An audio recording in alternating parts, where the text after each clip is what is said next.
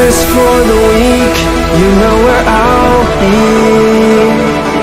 Tangled in my head, replaying memories. Close my eyes and pray some kind of clarity. A dream in black and white, it's still all that I see. I can feel it in the bones when I see your face. It's the coolest kind of dream, driving me insane. Your sleep is far away. You know I'll be. There is nothing that takes the pain away. Just darkness that covers everything. I'm losing my grip on reality, and you never loved me anyway. I cannot live here in yesterday.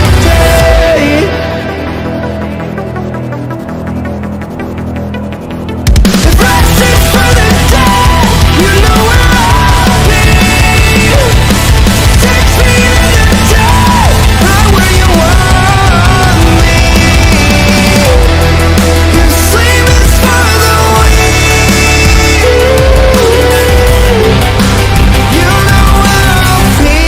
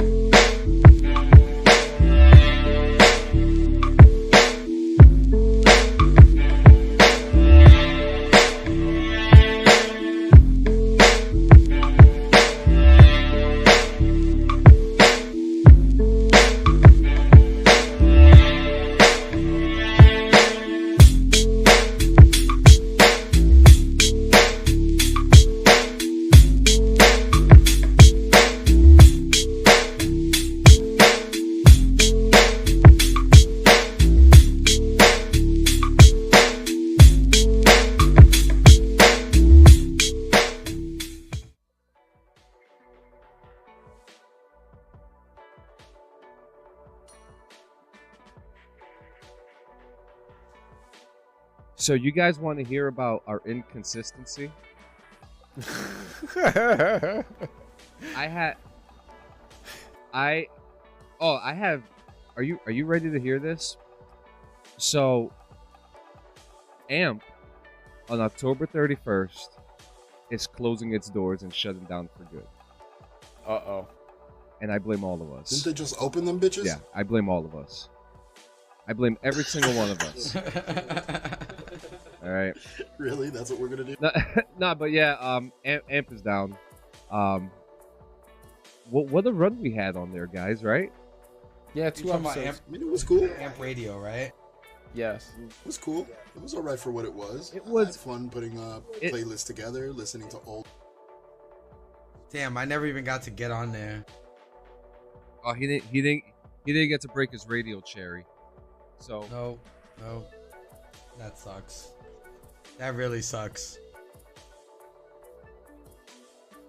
a couple months ago, you were so worried about losing your friends to Hogwarts Legacy, and your ass is playing it right now. Right now, yeah. You're fucking playing Hogwarts Legacy now? Who the? Hey, shh. I'm mad at you. I'm so mad at you. No, I'm mad at you. Fuck you. Relax. Nope. Relax. Okay, Alright, relax. Whatever. Yeah. Whatever. All that shit you talk. But yes, back to you, fucking Starfield.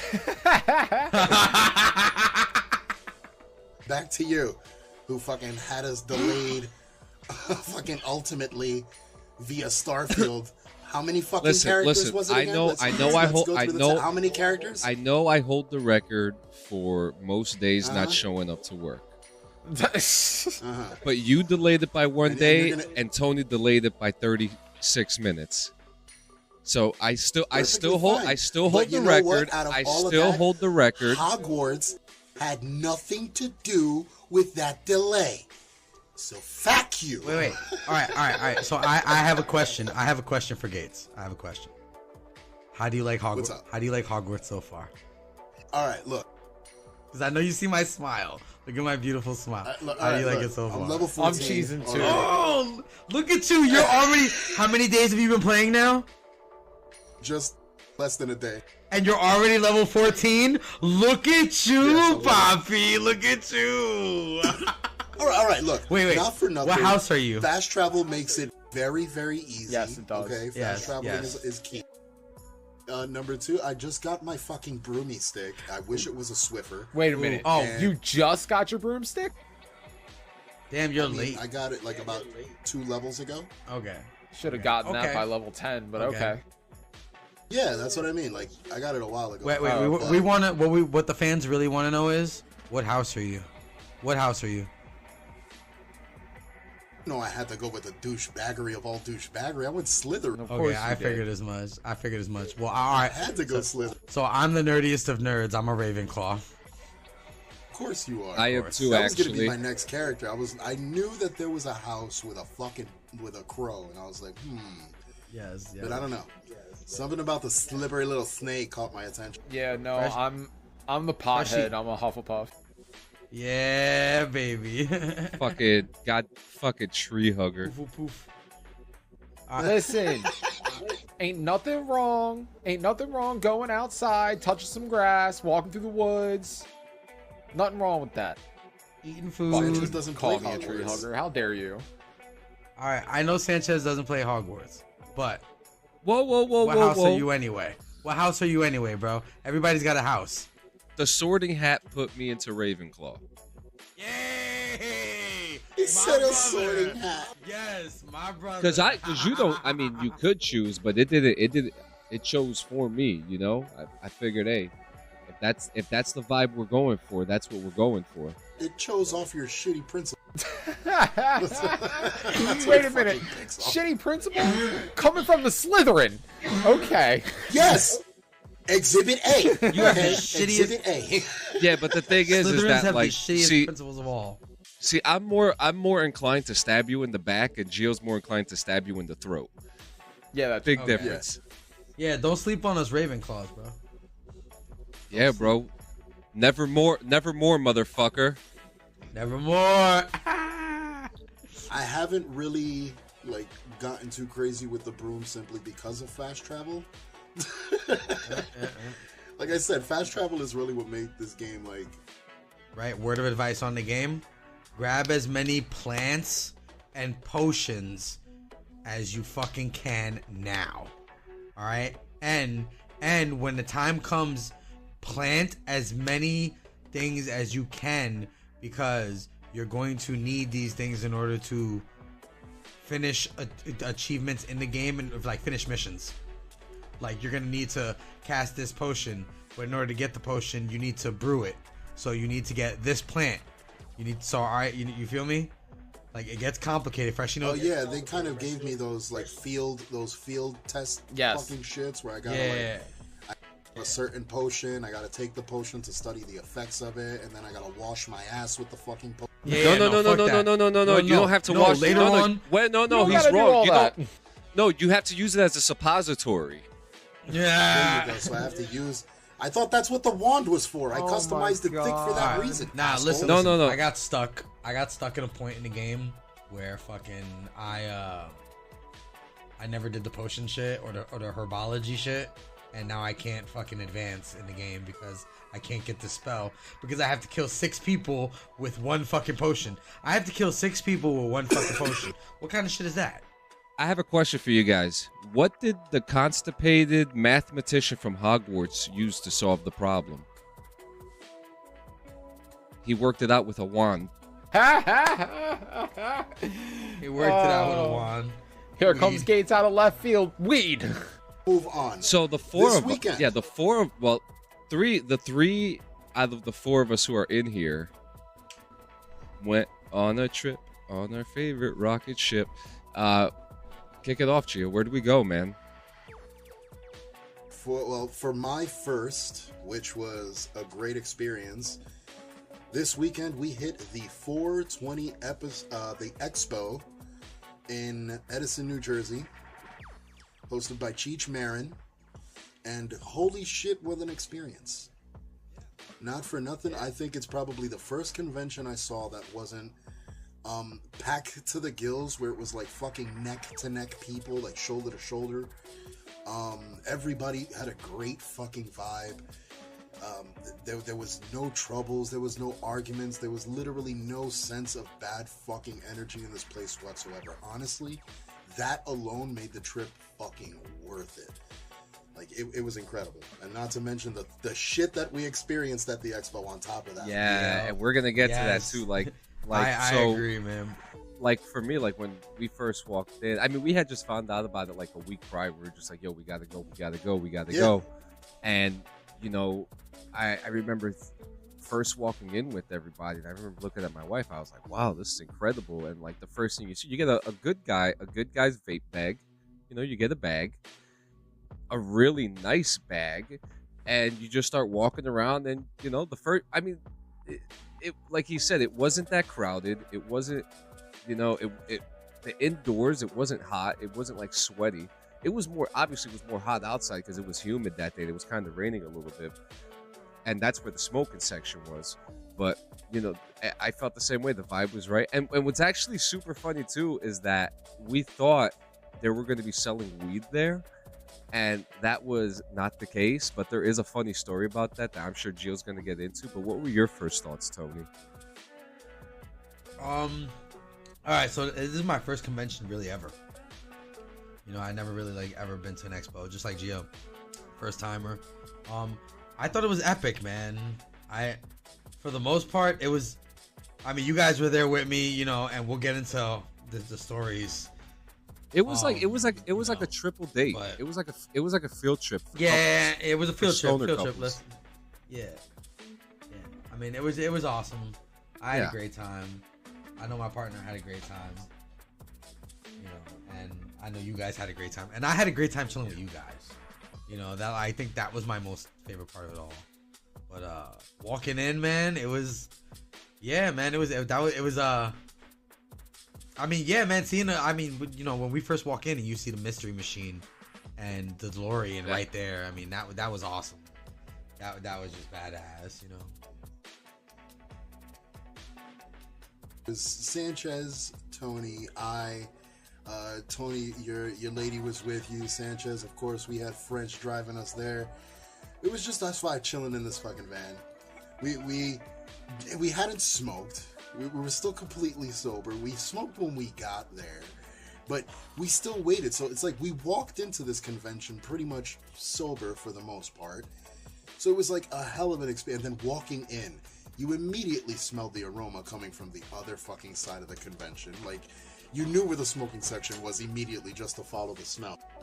I remember when we first pulled up and we were looking at the guy outside the fence area, and we were like, that guy probably has real weed, and we're like, nah, he definitely has fake weed. Like, nothing here is gonna be real, you know. That was my only disappointing thing, is that it's in Jersey. We are a recreational legal state, so there shouldn't have been an issue.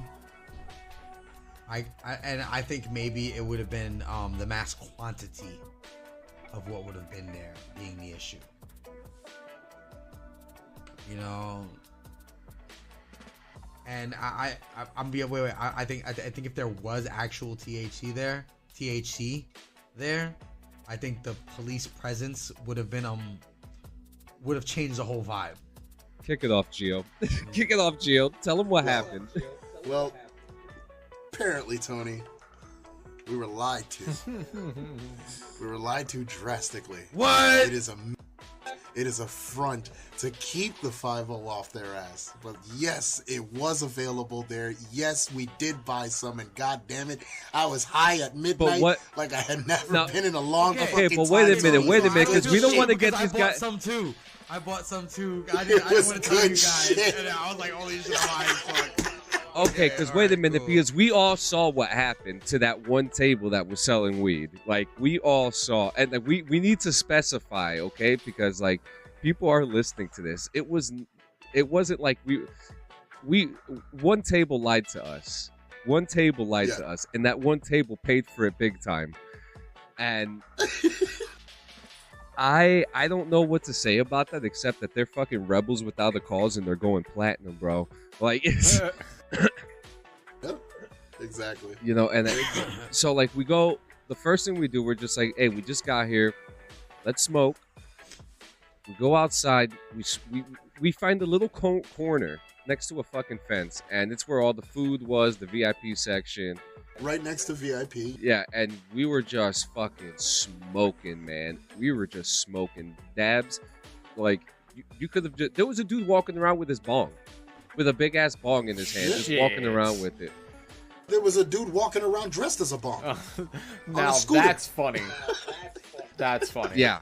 Yeah, he was on a fucking scooter. Yeah, that guy that was so funny. And then okay, and I have to bring this up.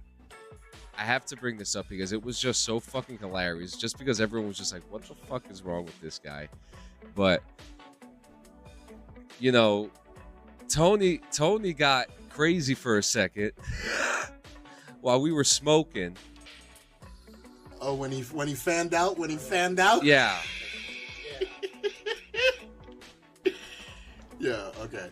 So Tony, you need to kind of give us a backing history on your relationship, should I say, with the ever so popular and ever so famous Sarah J. That immediately, as you saw just the shape of the back, you knew who it was. You pointed it. In fact, not only did you know who it was, you made it obvious that you knew who it was. It was one of the funniest moments. It was so energetic and it was so funny at the same time, and like everyone was just like, "Okay, Tony." Yeah, whatever. But yes, Tony saw Sarah J. He immediately recognized, and then it took me a bit because I saw the jawline and I was like, "Wait, is that really her?" And then boom. Come to find out, yes, it is. Yes, it was. Tony was spot on. All he had to do was look at a cheek, and he was fucking on point. Good shit, Tony. I got a guilty confession. Uh-oh. I had just watched her on a video maybe a couple hours.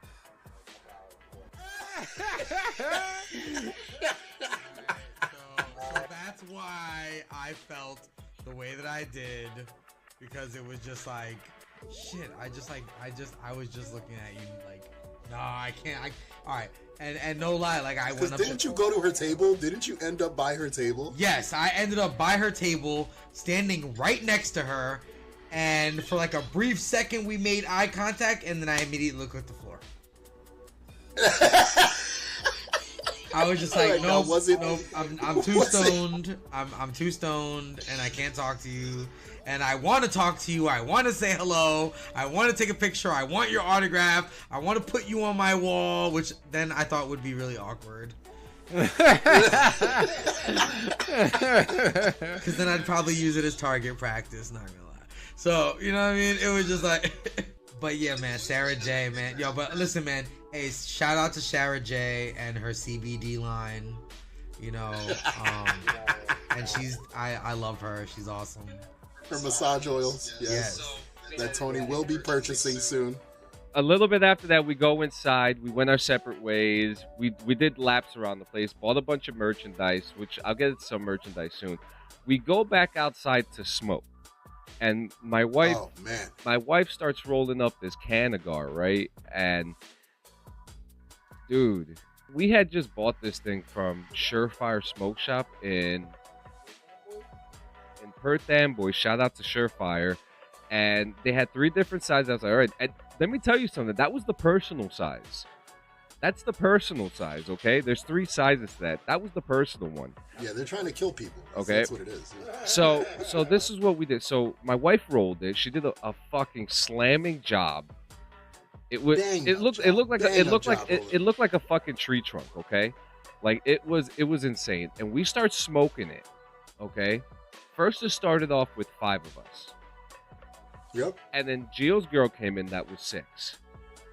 And then all of a sudden, a whole band, a 4-member band just showed up.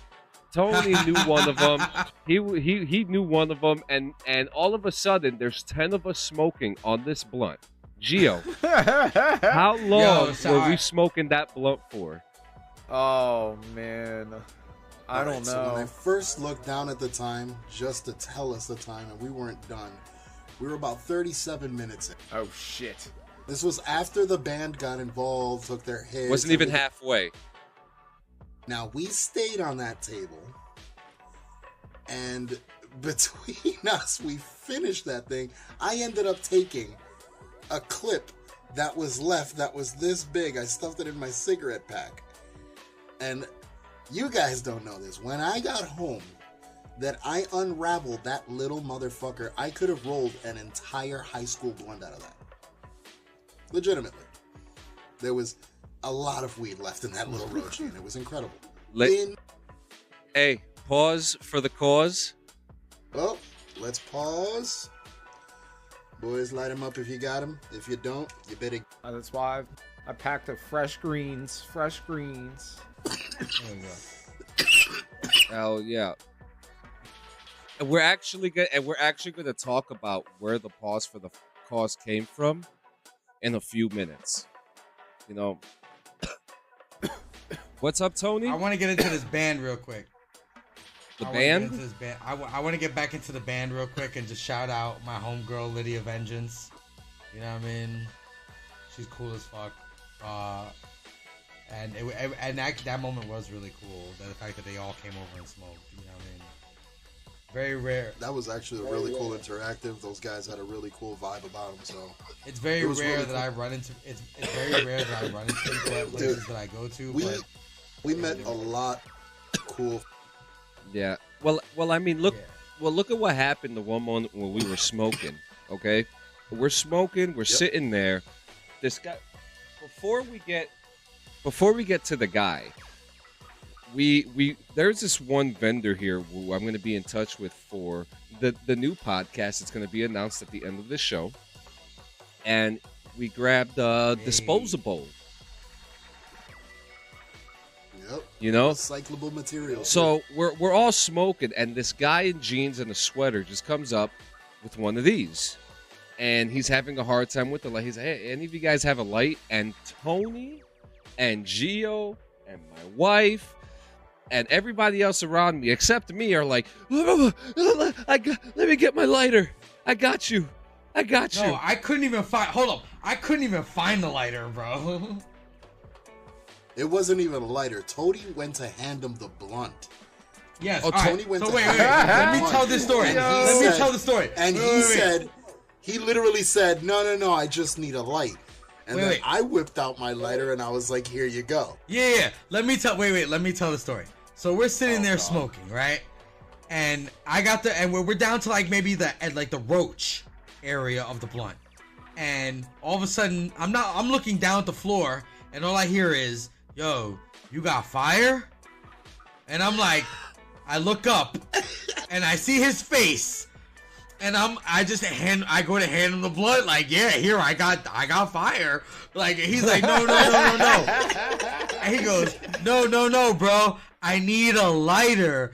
And yo, my girl and fucking Gio look at me and I'm like, oh shit, I don't have a fucking lighter, bro. How the fuck do I not have a lighter? And the two of them both whip out a lighter, like, yo, here, we got one. And Gio hands him the lighter. Yo, and shout out to motherfucking Bud Bundy himself, David Faustin, bro. David Faustino. That shit David was so Faustino. I'm never gonna let that and then down, moments bro. Moments before that, we had Wilfred. The Wilfred in the dog suit. Nice. Complete. Walk up and compliment the 420 title and wave at us and say what's up. Nice. Okay, so about the 420 title, there were a lot of people that were pointing out that even Sandman and Blue Meanie, right? Yep. Yes. Sandman and Blue Meanie fucking pointed me out. A couple of people took pictures with the belt. A lot of people like just flash random fucking shots while we were just walking by. Like it was pretty good. The belt definitely made an appearance. Yeah. And what about Tony making NJ.com? Oh, his first exposition ever, and it was on a whim. This Yeah. wasn't planned. This was on a fucking whim. We threw his ass on a fucking bull. He did it himself voluntarily the first time, and we made him do it a second. All right. So if you guys don't know me, I am a gothic cowboy. Alright. Oh my god. I am. Alright. And every time I go somewhere, my mom would always be like, "There's a mechanical bull," and I'd be like, "All right, I'm gonna ride it." Tony's got to ride something when he gets there. That's it. Oh yeah, I gotta ride it. Let me tell you something though. I've never ridden a mechanical bull stoned, and I don't recommend it to anybody.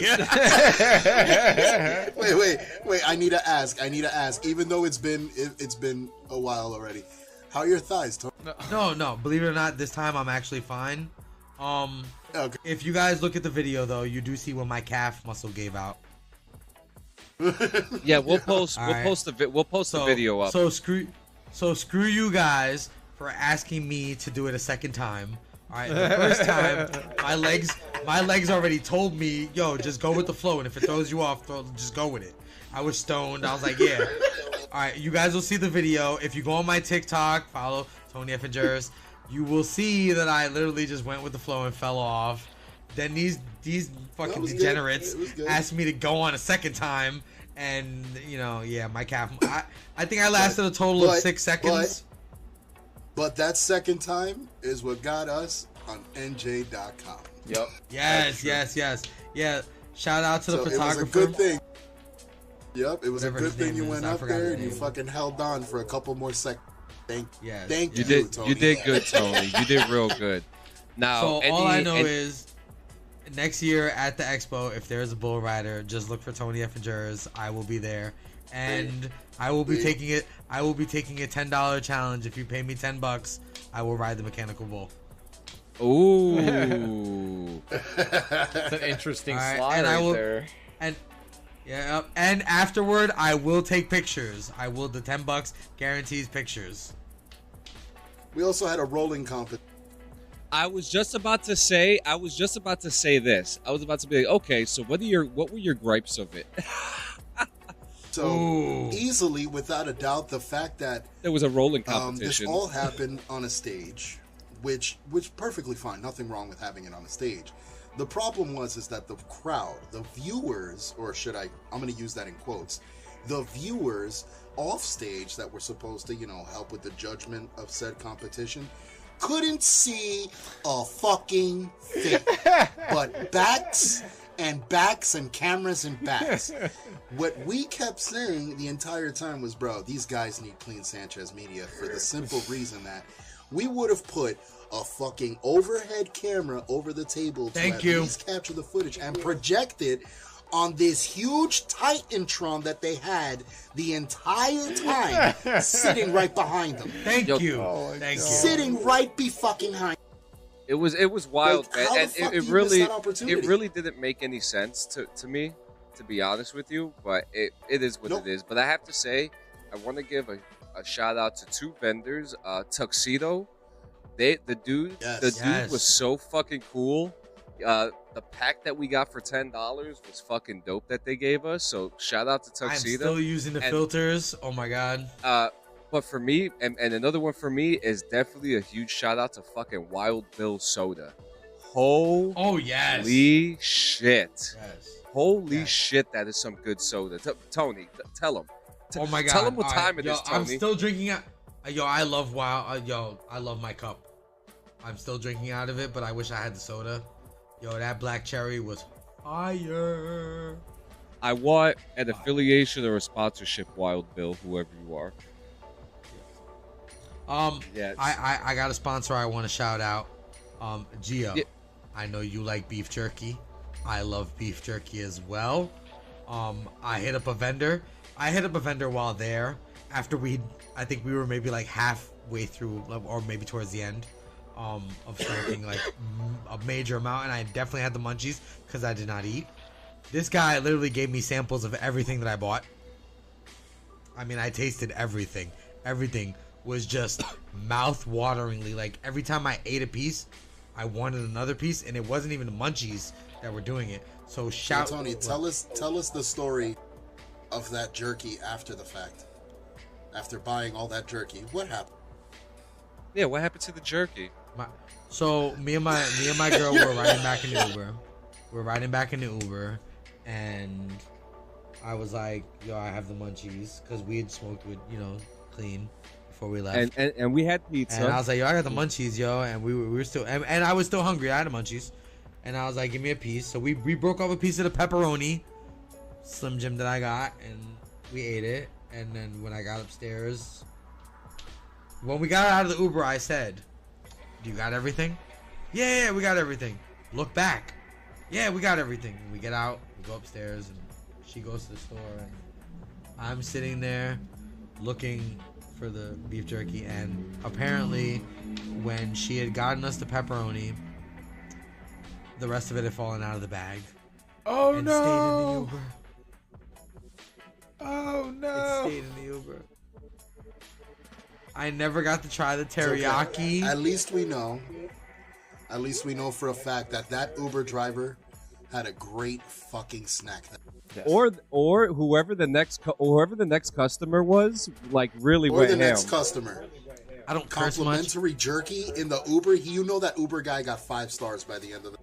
Fuck that Uber driver, bro. We called him 6 times. He didn't answer. Fuck him. He was a jerk. He was mad because I was watching Gates's. He was mad because I was watching your TikTok live, and he didn't like the fact that he couldn't listen to his music, and he was listening to talk radio. So screw that old motherfucker, and the fact that he took my beef jerky. But shout out to my girl for ordering from them again. We got their card. It's darkrunjerky.com. They're out of PA. They're out of PA, Ringtown, PA. You can find them on Facebook, darkrunjerky.com. And let me tell you, I love their jerky. I love it. I'm happy. I ordered more. So Gio, I'll be hitting you up with some more beef. All right. What's up? So before we get on to the final thing, the big announcement, do you have any vendors that you want to shout out? As of right now, too many blunts holding down the lot with probably the illest fucking merch in that entire. You were wearing one of their shirts too, weren't you? Was wearing one of their shirts, and I ended up buying one of their hats. Tony bought merch as well, and stickers. He definitely represented on that stand. But yeah, Gutter Christ Productions, Too Many Blunts Clothing, definitely holding it down. Hoping to collaborate with them in the future, because it definitely has a lot to do with the big announcement. Yeah, and Dabs, after listening to this whole shenanigans, do you still wish you came? Of course I do. Listen. No one died. No one died. It would have gotten me out of the house. B, I would have been with all of you. And C, my name does not, I didn't pick this name for future shit for a reason. Like Strange Dabs there's a reason behind that. I wouldn't be calling myself that if I didn't fucking at least find a table to do some dabs at. Yeah. So if there was anyone that I wish that was there, it would be Dabs. Like, I missed you on this one. For real. That was it's the okay. one thing about this. It's okay. There's always next year. I am planning. Oh yes. Well, next year we're not going to be going. We're going to be working it. So that's perfectly fine with me anyway. Oh yeah, baby. I'm looking forward to that. Either way, I'm going. I would like to dig into that, Sanchez. The fact that next year we will be vending rather than just going. Why though? And this is due. Why though? This is due to you and I, our first ever incarnation of ever doing this fucking bullshit. Let's call it what the fuck it is. It was the start. It was the beginning of us doing this audio madness, of us even getting like technologically friendly on this level. BRVG, which is Bong Rips and Video Games. was our first project ever, and it got a hell of a reach for what it was, which was ridiculous. We didn't anticipate anything. We didn't expect anything out of it, and it's still... I do have a funny joke about the last episode, though. It was a call. It was a Call of Duty episode, and then after that, Yep. there were no more episodes. That just comes to show you how shit Call of Duty is, that it could fuck up a good thing. Oh my god, But- Call of Duty. Now that we're big boys and we've grown up and we've gotten the experience, we've done this a couple of times already. The late brunch, we're doing the clean and friends thing. You got lost in the fuck. We've got our toes and our feet wet enough to this point that We had to go to the roots. revitalizing, rebranding, and reviving what that was is now on the docket. And you guys have seen it. I've spent the past couple of days just pumping out as much many designs as I possibly could just to get us a head start. Sanchez went ahead. You want me to show it to them? Our Instagram. Yeah, you want me to show them what I did today? We reopened our YouTube, and yes, send them the link. All right. Show them. So I have to put in the link too, because this is in our private Discord. But when I put this up, I need you to know not to purchase anything because we don't know where the fuck the money's going to. Okay? Yeah, don't buy it. Are we gonna set up like a Nice. Cash App? Go check out the link. Go check out that link. No, I can't do that right now. I'll do it later. Okay. I will. Oh, goddamn. Okay, so Nah, what dude, it is, this shit's it is good. it's a bunch of merch, and what I love about the balance here is that Gio is like the hand artist, so every single one except the underwear and the baseball jersey are all original designs that Cobalis Designs made. And we have the I Love You New York City style, we have the retro Dell, we have the Dare logo, which the Dare one to me is probably my favorite one. I'm gonna have to make a jacket for that one. I fucking love it. All right. I seen some of your designs already for this, for the bong rips and video games, and I love them. Yeah. I love them. You know the one that I don't see? Which one? I don't see the Power Rangers one. We're getting there. Oh. We're getting there. I actually want to turn it that. will be morphin' time. 16 Okay, designs, so Freshie. I I made 16 of these fuckers. I'm just Okay, saying. so wait a minute. As soon as that goes So- up, I'm buying a shirt. I'm So just here's saying. the idea that I have with the Power Ranger ones. I want to come out with the satin jackets that Princify has, but in the different Power Ranger colors. Ooh. So that's what we're Calling going green. on to. Nah, Yep, Calling it we got now. calling the white. Calling the white. we got the Zelda logo, the Ninja Turtle logo, and then we have and I will say it is AI art created designs with the baseball jersey and the underwear. And the jersey's actually going to get updated. We're going to throw like a number on. We're going to throw like a jersey number on there, and also like a patch in the front to make it kind of look like a baseball team. But there's more coming. We're working hard for this. We're to be honest with you, we're probably working harder on this than anything else because we want to make it right, because this was the first one.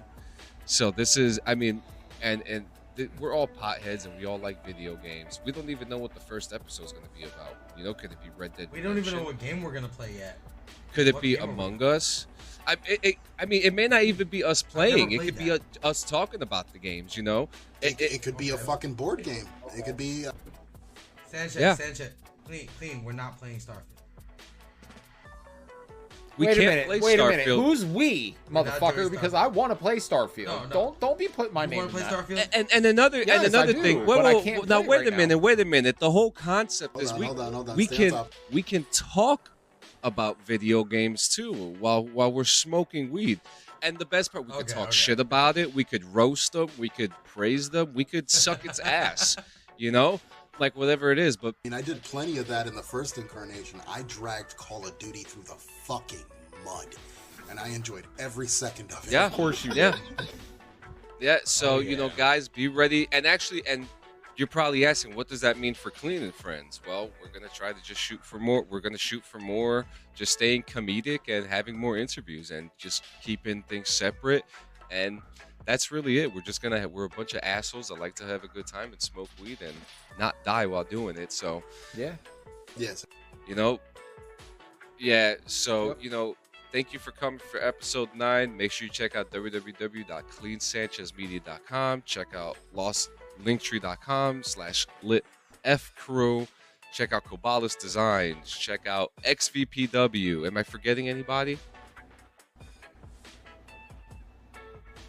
What, Canada Dry?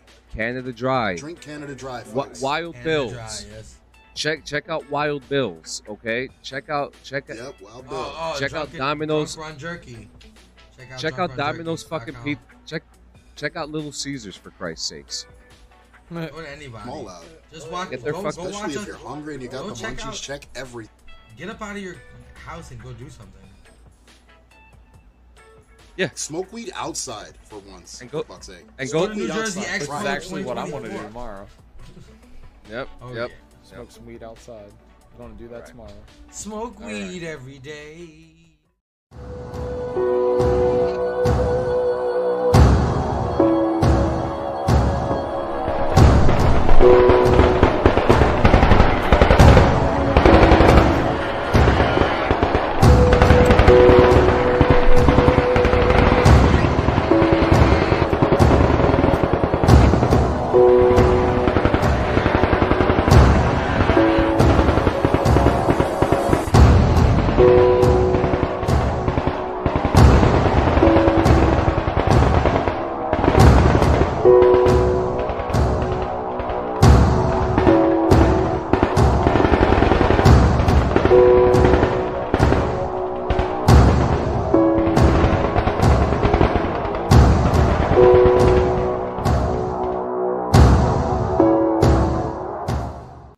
You know when you're playing the game, right? I've been there. You know we're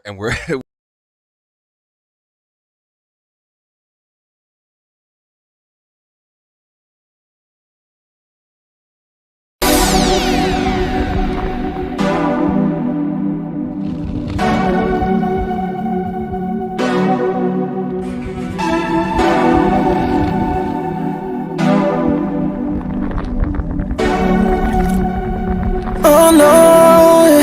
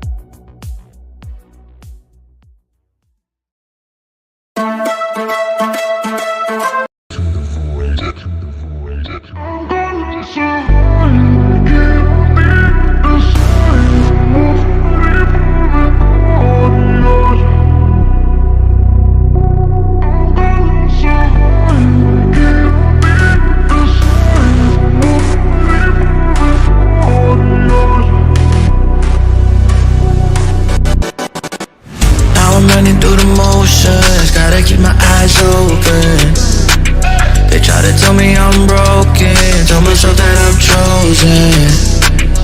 If I make it out, I'ma be the best, cause I wrote it down. 2 million on the way, baby, count it up. I'm gonna survive, make it out the other side. No more fighting for an audience.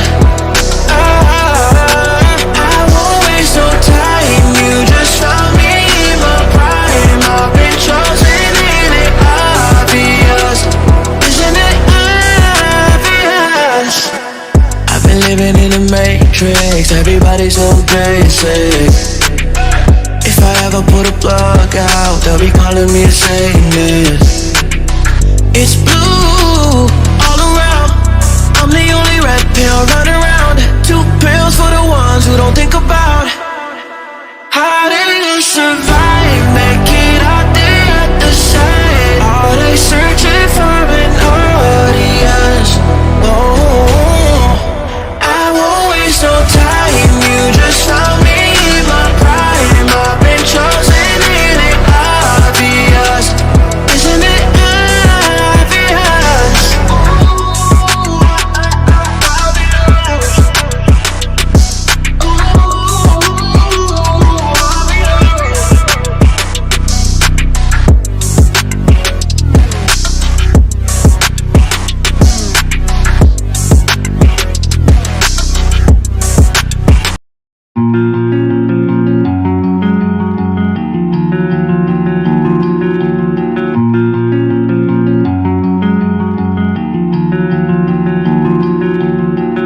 Meet me in the dark, it's not very far. With your bright eyes, don't you tell them no, tell them where we are. Cause wherever you go, I go, we go, I go forever. And whatever I do, you do, we do together. And you are the one for me. The one for me. The one for me. And you are the one for me. The one for me. The one for me. I'm not slumming on the bitch. I'm not slumming on the bitch, ayy. I keep it together, I'm the shit. Ain't no slumming on my bitch, ayy. Ain't no slumming on. Ooh, baby, you're a star. I gotta play the part if I'm gonna win your heart. I gotta keep it running if we wanna take it far. 'Cause you are the one for me. The one for me. The one for me. You are the one for me. The one for me. The one for me. And you are the one for me. The one for me. The one for me. And you are the one for me. The one for me. The one for me. Oh, you are, you are, you are. Oh, you are, you are, you are. The one.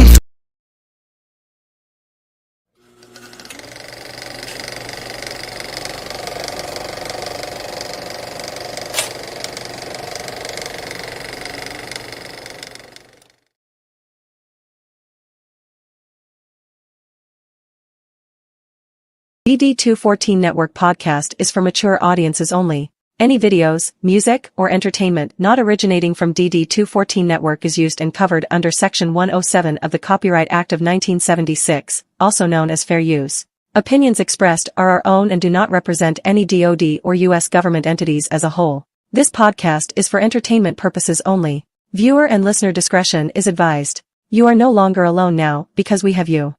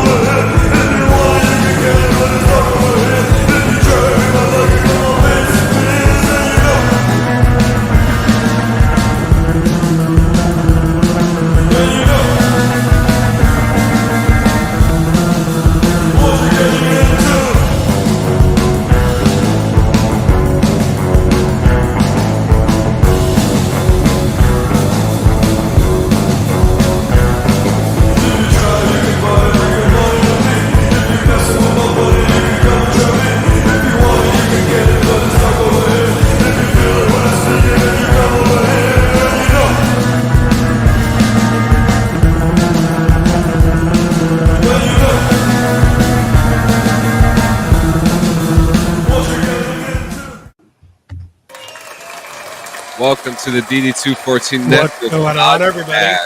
Where we get paid in half slices of pizza with no toppings. I'll just take my payment in plates of bacon. Oh, fuck yeah, dude. That looks fucking delicious. Delicious. How many pigs in the Garden of Eden did it take to get all that bacon? I don't know, but it's probably goddamn like delicious. Half of a fucking pig's ass. It's Barely. not even a whole fucking pig. Barely. Yeah, it's like dude, it's sliced bacon. Like slice some bacon off your back. Blah. You know what I'm saying? Like, yeah, it's just thin strips of deliciously cooked goodness. You know what I mean? That's really what bacon is. So since we decided to start out that way, here's what I'm gonna ask. Do you like your bacon crispy or a little bit chewy? A little bit chewy. I'm right in the middle.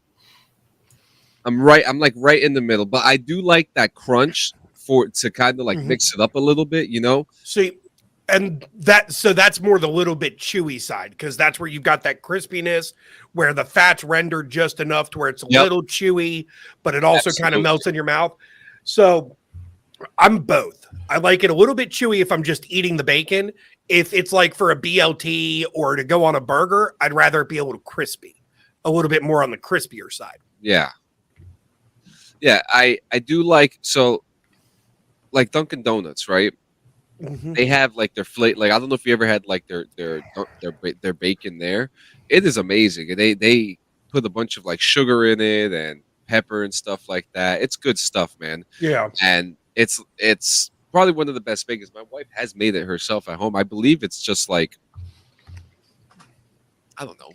It's maple cured bacon with some extra black pepper and shit on it. There it is. Yeah. Have you guys ever made candied bacon? Mm-hmm. Oh yeah. You ever do that shit? That's good stuff. Fucking around, make it just make bacon extra delicious. You know what I mean? On purpose. So you know what I mean? So when I do my candied bacon, I take some skewers and I'll skewer the bacon. So I do candied bacon on a stick. Okay, there you go. Yeah. So I'll take the raw bacon, put it on the skewers, layer it out on a sheet pan, on a baking sheet and then I layer maple syrup into the pan and then I throw it in the oven to bake. Perfect. What? Yeah. Absolutely. And as it bakes, that maple syrup caramelizes over the bacon, giving it a nice little candy crunch when you bite into it. To be fair. I literally just something just happened in my pants, so we got to. Yeah. What else we got? Okay, what's that episode of Seinfeld? It moved. I wouldn't know. There's an episode where George Costanza gets a massage. He goes to get a physical therapy massage, and it's a dude that does the massage. So when he gets out, he walks up to Jerry. He's like, "Jerry, I think it moved." And Jerry's like, "What do you?" It moved. He was like, "Yeah, it shifted to the left." So it's just 1990s homophobia joke. Is that that was Seinfeld, right? Is that what you said? Yeah. Seinfeld? Yeah. So you asked what happened this week. Did you guys see the Logan Paul fight? Or I didn't see it. The only thing I saw in the Logan Paul fight was them getting into a scuffle the day before or whatever, and then the dude getting clocked in the head with the freaking microphone. That's all I saw. That's all I saw too. Yeah, so I followed the whole fight from the beginning. I actually do like Dylan Dennis, and I'm always curious to see what the fuck Logan Paul is doing, what the Paul brothers are doing. You know, it's a curiosity thing. Please enlighten me, because I'm not familiar with Dylan Dennis at all. So who is Dylan Dennis, and what's this whole how did him and Logan Paul get into it, and what is the history of this shit? I'm curious. Dylan Dennis is a New York jiu-jitsu martial artist. Okay. He does fight in the cage at several underground promotions. He has been trained and has worked with Conor McGregor. I actually believe they're still very close. Okay. But a lot of Dylan Dennis's career, you can actually say that, Conor McGregor gave it to him, because he always had Dylan Dennis by his side for a couple of his fights, had him for his trainings. He was part of his posse. He's not a bad fighter. He's very sensible. He he can't like cut a promo. You know, you put him in the WWE, the guy can't cut a promo for the life of him. But he's very honest when he talks and when he does like his face-offs and things like that. Okay. So the Paul brothers came to New York and they I don't remember or know what the context was of what they did in New York, but I remember that a bunch of people started throwing trash at the Paul brothers, and Dylan Dennis was a whole part of that. And I think the Paul brothers did something to Dennis's posse in New York, and that's what started this whole thing. So, you know, lo and behold, a bunch of not classy people acted not classy, and like now we have a boxing fight. Yeah, so the funny thing about this, that happened a couple years ago. This just built up. So we finally, you know, the fight happens. They're promoting it. So they do the first promo. They do a sit down. They're talking shit to each other. This is the buildup of the whole time, and they're getting really nasty with each other. Like they're getting real personal. Logan Paul is calling Dylan Dennis' mother a pay-for-play model. Dylan Dennis was saying that Logan Paul's soon-to-be wife is a whore. Right. Like yeah, you know, the typical, you know, your mother, your wife. How fucking old are these guys? Just out of curiosity. I have to ask. They're like what, early 30s, mid 20s? Late 20s, early 30s, somewhere in there. They're a bunch of immature idiots. God damn, like grow the fuck. Like, dude, like, listen, we here at DD214 Network, I want to make it very clear, okay? We are all about staying in Neverland, having a good time, okay? Like sprinkling a little fairy dust once in a while, freaking like, you know, first start of the ride until morning. All right, but for the love of fuck, dude, like there's a big difference between having a good time and just being a fucking like disgusting jerk. Prick, like offense to the human race. You know what I mean? Like, so as we go on, you know, they have a couple face-offs, and this week there was actually a couple controversies that happened this week with the fight. Now we know I saw the microphone looked like it fucking like God that could have fucking ended the fight if he had cut him up. If he had cut him enough. So that actually was Logan Paul's fault because Logan Paul acted. I believe it. You know, he threw a mic at him and then hit Dylan Dennis in the stomach, and you saw Dylan Dennis hit him in the face with the corner of the microphone, and then Logan Paul got hit in the head with a glass bottle like immediately after too. Bleeding after. So we come to the day of the fight, right? First off, Dylan Dennis hasn't showed up to the fight. He didn't show up to the fight until like 45 minutes before he even had to go on, which was crazy because Logan Paul has like 30-something lawsuits against Dylan Dennis for defamation, pictures being put on the internet without his permission. It's bullshit. Dude, how small are these guys' dicks? I mean, seriously. Yeah. So let's get now we're talking about one half of the fucking Paul brothers, and you know, if you want to fucking sue me for defamation, I don't give a fuck. I've got can't get shit from me anyways. I wouldn't even fucking acknowledge them. I would like if I saw them in a bar, I'd probably just fucking leave. You know what I mean? Like I wouldn't even acknowledge those two. Yeah. Let alone. I've been in predicaments like that where I've been in a bar and there was somebody there that was just a complete fucking tool that I just was like, I left the fucking bar. Yeah, it's like if they're in this room, like I'm not going to be. You know what I mean? Like that just it looks like so. Listen. So yeah, I mean it's like so with that bullshit. We get to the fight, right? And tensions are high. They're still talking shit to each other. They don't touch gloves. And Dylan Dennis is not throw. He landed 9 punches throughout the whole fight. Oh, okay? Come on. Now, really? Now I like Dylan Dennis. I respect him as a fighter. I've seen a couple. That doesn't sound like it was fun to watch. That does not sound like it was fun to watch. Logan Paul is throwing his punches, and throughout the fight, they're hitting each other, right? So I'm thinking, okay, you know, whatever. This is just okay. He's a jiu-jitsu fighter. He doesn't know how to box, whatever. But then we get to the last fucking round, and this is when I lose my respect for Dylan Dennis. Please, because like I mean, I've already lost respect from like, stepping into the ring with Logan Paul, but. So you read that there was a headlock. Yeah, the headlock happened, but then hard no. At the end of the fight, Dylan Dennis threw himself under Logan Paul and he jiu-jitsu grabbed him and he tackled him. Is this before or after the bell rang? The bell didn't. This was during the fight. This was near. There was about 20 seconds left of the fight. And This sounds like is this manufactured controversy? There's no way they would hate him that much that he like wouldn't even box. It sounds like he didn't even box. Like the whole fight, John. You say he landed 9 punches? He landed 9 punches, and he went to he threw himself. So yes, go ahead, Joe. Go ahead, Joe. So we're watching a fucking boxing match, obviously. Yeah. And this dumbass decides to try to go fucking MMA mode. Is what I'm understanding. That's not boxing. That's not. This sounds like a manufactured controversy to like generate fucking. Oh, bro, like these. I bet these two are totally fucking each other. It's a Paul Brothers fucking ploy, like always. I mean, people just got their money taken. Here's the thing. People got their money taken. I dislike Logan Paul more than I dislike Jake Paul, and that's just from I've watched several of Jake Paul's fights. Yeah, and Jake Paul decided, hey, I want to start boxing. Started training and takes the sport fucking seriously. And Jake's not going to do shit. Logan Paul just got released from the fucking WWE within the last 6 months. Yeah, maybe even sooner than that. And then decides, hey, my brother's doing good as a fucking boxer. Let me throw my hat in the ring and see what the fuck happens.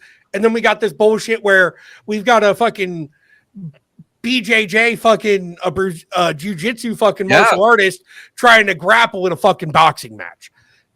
All that is a fucking spectacle put on in a ploy. There was terrible. Like it was. Where's the fucking sportsmanship? Like boxing is one of the last great fucking sports. Yeah, we have left, and all they're doing is fucking making a mockery of it. It was heartbreaking because like, why would you do that? Like you have a reputation already, and your reputation just got flipped upside down because you want to make a stupid move because you don't like the guy. I mean, yeah, back in the day we had, like fucking Tyson biting people's ears off and shit. But that was just fucking Tyson because he's a fucking that was also still for the heavyweight championship of the world too. Yeah. Like there was actually shit on the line. That was like an actual legitimate boxing match. And then that became a spectacle, but that was like, I mean, we're talking about like a guy who, and again, like you were saying, Joe, and I like how you pointed that out. This is not about the athleticism of the Paul brothers. Nobody's really ever disputed that both of them are very athletically capable and very capable of, and they're very good entertainers. Like I will give that to them. I've watched Logan Paul in the WWE since he came out into the WWE. Yeah, he went over okay. He went over okay. He had a couple great matches. Yeah. He did some fucking crazy shit in the fucking ring. And Dylan Dennis during an interview, he did a lie detector test, and they asked him, "Do you respect any of his work?" And he was like, "I don't respect his work at all, but I think he did pretty good in the WWE." So even like other people recognize that he put the effort. Yeah. Their athleticism is not at all what we're worried about here. Like this is just their character. You know what you're getting when you fucking hang out with those two. You know exactly what you're getting when you hang out with those two. It's like we said earlier, if I walk into a fucking bar and either one of those guys are in there with their fucking posse or whoever fuck, I'm out. Like I am fucking out. Like I don't care if it's my fucking Screw you guys, I'm going home. I don't care if it's fucking my local neighborhood bar that I'm the fucking regular at, that like they would never fucking take them over me any day of the week. I would still walk out. I just don't want to be anywhere in a radius around those. And they're like toxic. I kind of have a situation similar, not with the Paul brothers, but another celebrity. And I use the fucking air quotes because it's a fucking very loose term nowadays because you become internet famous and all of a sudden you're a fucking celebrity nowadays. Dude, there's actual celebrities that I could be 2 feet from and I would never have, like, you'd be like, Jay, are you crazy? Are you stupid? I'd be like, no, I literally don't know. As long as it's Elton John. What's that? For example, Elton John. I would know Elton John, actually. I would know Elton John. No, I'm saying but you wouldn't like you said Elton John breathed behind your neck and you didn't even shake. So Well, yeah, but that was different. I'm saying like there's celebrities that I would not know who they are. Yeah. Like if I was like 2 feet away, like like the main event, like KSI. You probably don't even know who the fuck KSI is. Yeah. Nope. I could be around people that are world famous, and I would never have a clue. And I'm just that like I'm not very pop culture friendly right now, and I don't watch a lot of stuff, so that's my fault. You know what I mean? Like my specific incident was, and it wasn't like a dude celebrity or a boxer or sports entertainer or anything like that. It was fucking one of the stars from fucking Teen Mom. Famous for getting like pregnant at 16, yeah. And I come back from fucking deployment. Me and the guys go down to fucking Wilmington, North Carolina. We're bar hopping, blowing a shit ton of money, just drinking. We're in one of the bars, and then in comes fucking Janelle Evans from fucking Teen Mom with her fucking bodyguards and shit. And one of the guys that was in my unit grew up right next door to Janelle. And the second she walked in, he was like, "We got to go. Shit's about to get fucking." What the fuck is that? We're going to get. Oh, yeah. Your thing did that thumbs up thing again. Boom. What the fuck? What is that? So that's a new feature in fucking Mac OS. Do that. Do more. Oh, whatever. So, hey, while we're still in the conversation of MMA, just real quick, Conor and this is going to lead into this next bit. Well, hold on. I want to hear the rest of Joe's story.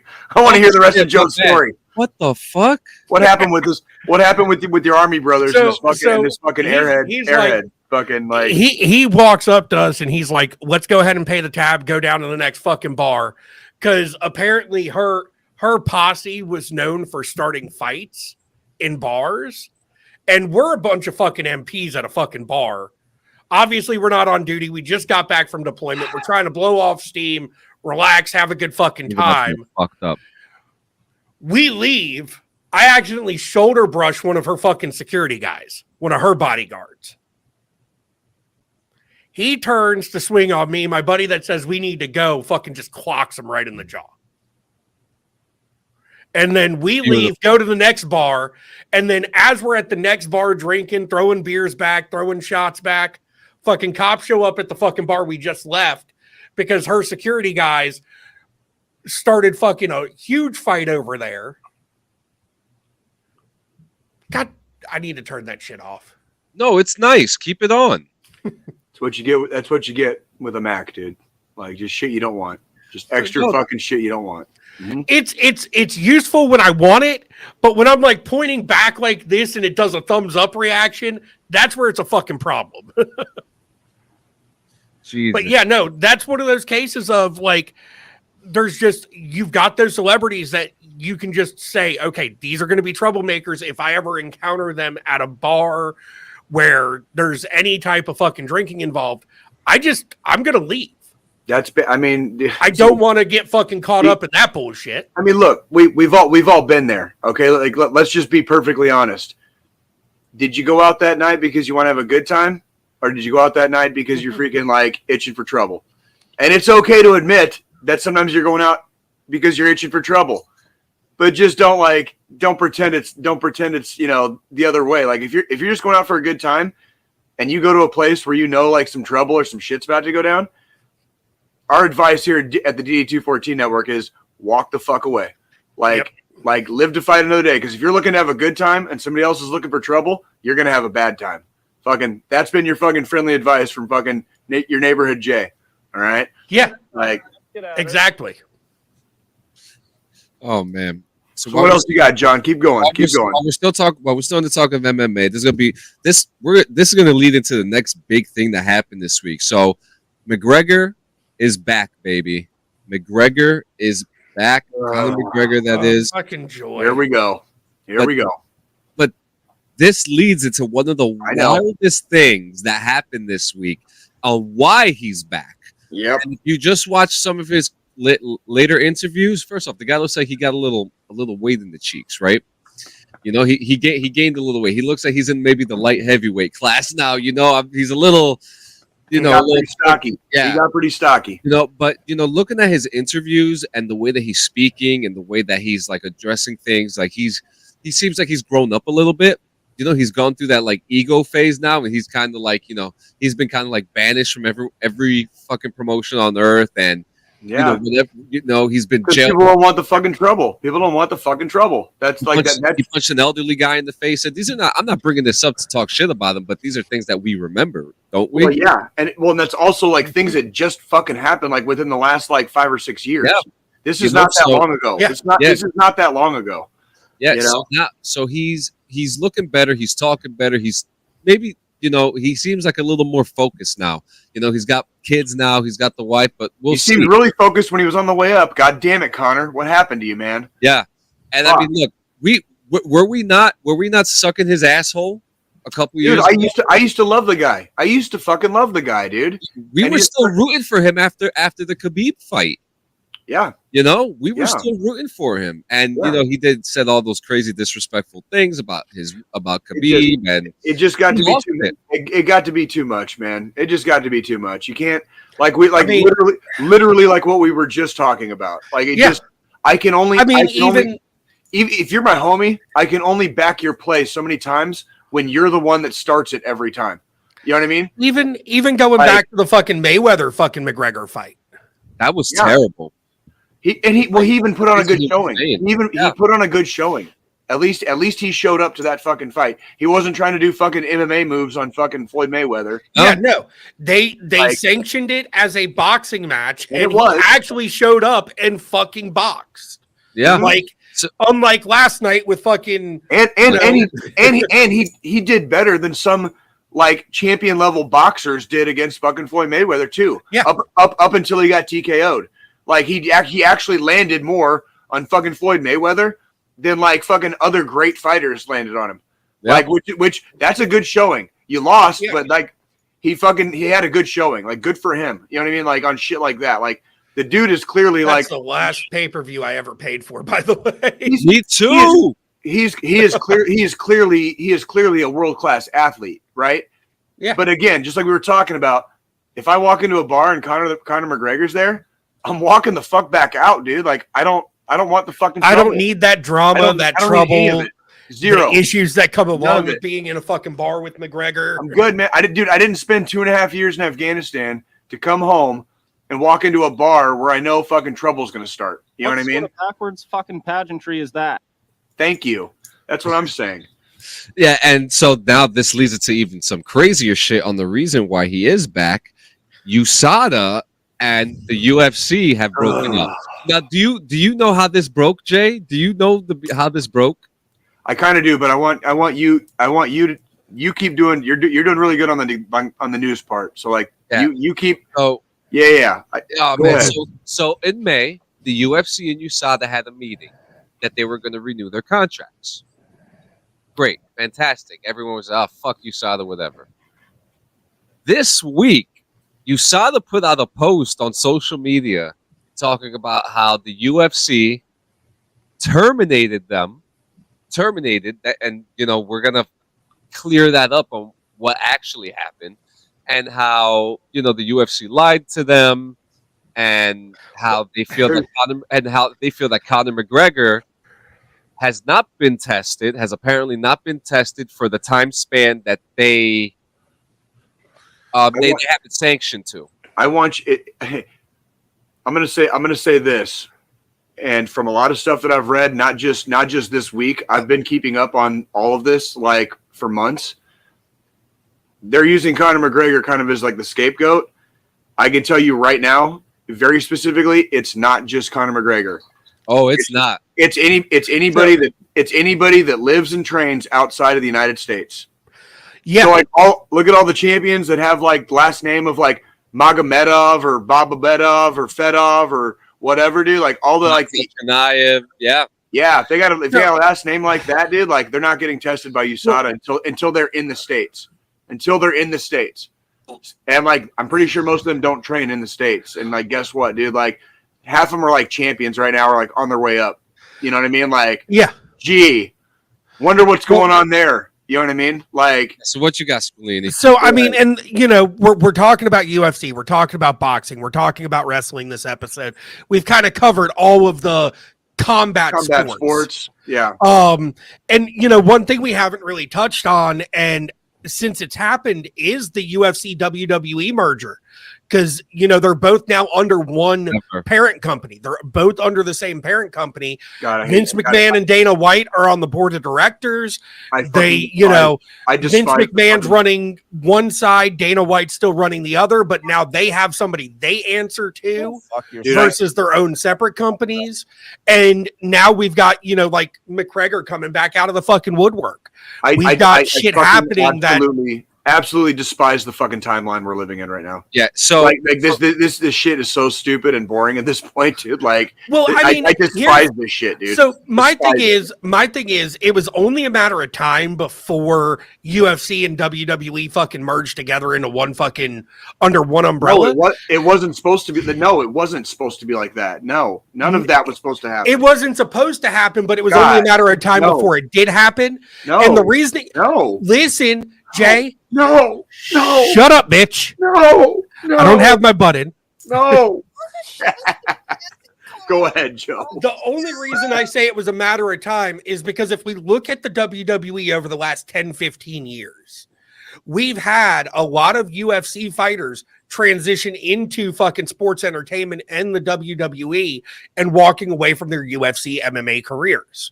Ronda Rousey, Brock Lesnar. There's been several others that have gone and moved back and forth between the two promotions. Okay, I hear what you're saying, but correlation is not necessarily always causation.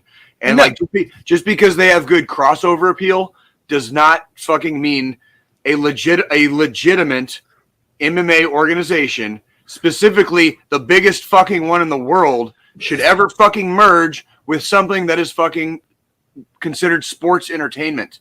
Like, especially when we're talking about USADA, we're talking about fucking USADA, which is what the goddamn UFC needed USADA to become legitimate in the fucking first place.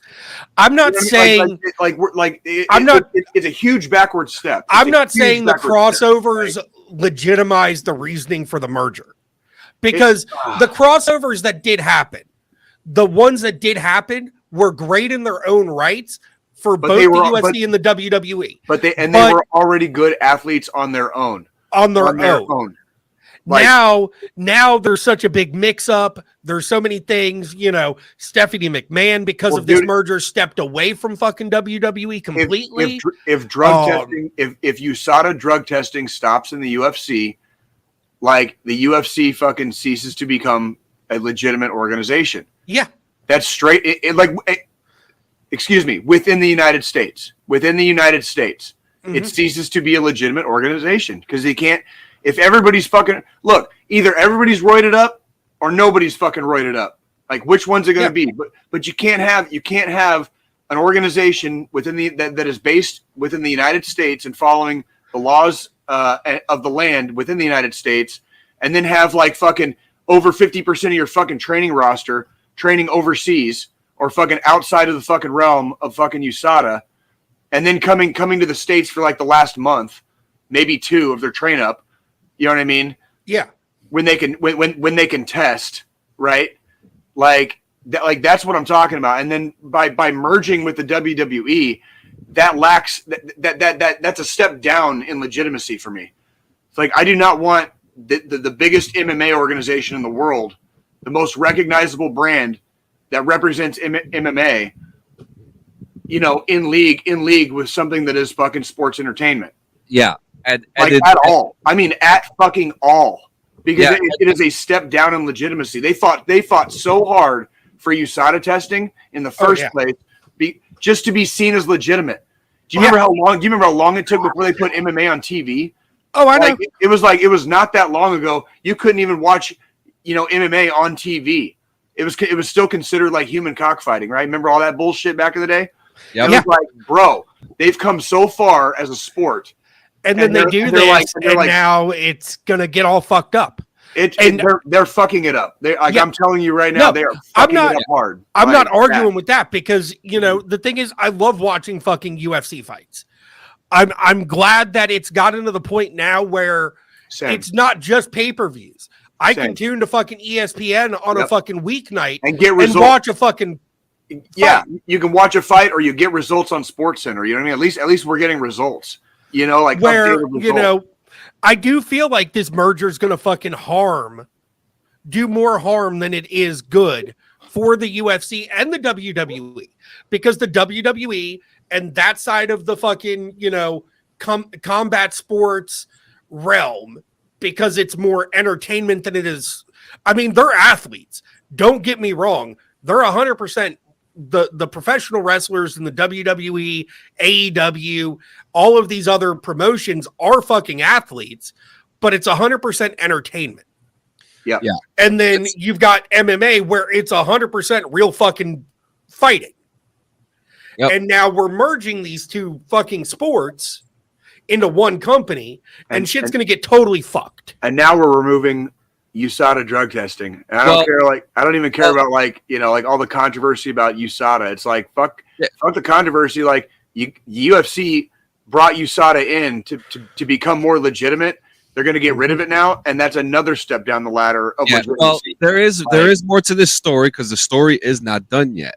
So they started all this drama. USADA. They went out. They didn't make an official announcement. They went out on social media and started talking all this stuff about Dana White and stuff. The next day, an exec, the USADA guy, the bald dude, Jeff, him and another executive from UFC came up in a press conference and announced, and the guy did say, I don't care for the news, and I'm going to say it this way. We called him, and he started crying. He started bitching and started arguing with us. Like, he pretty much let it all out about how this guy acted, and said that it wasn't a termination. It was just that they were not going to renew the contract because of how they were treating the majority of their fighters on the roster regarding the drug test.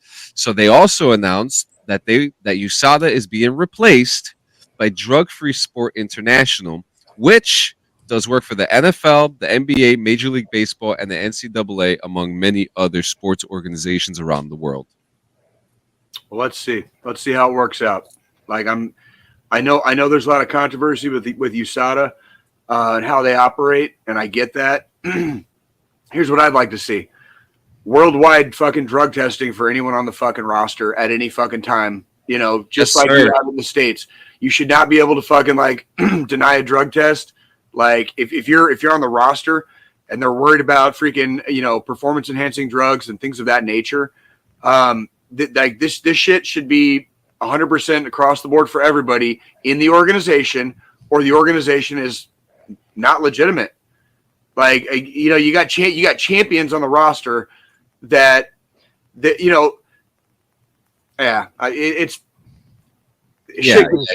shit has gotten so boring. Like what if this timeline sucks, dude? It's so silly, dude. Well, let me get.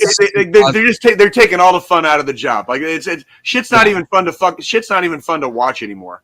You know what I mean? It's just come on. I'll talk about look. I know I'm almost done talking. I promise you guys. I just got two more things I just want to talk about real quick.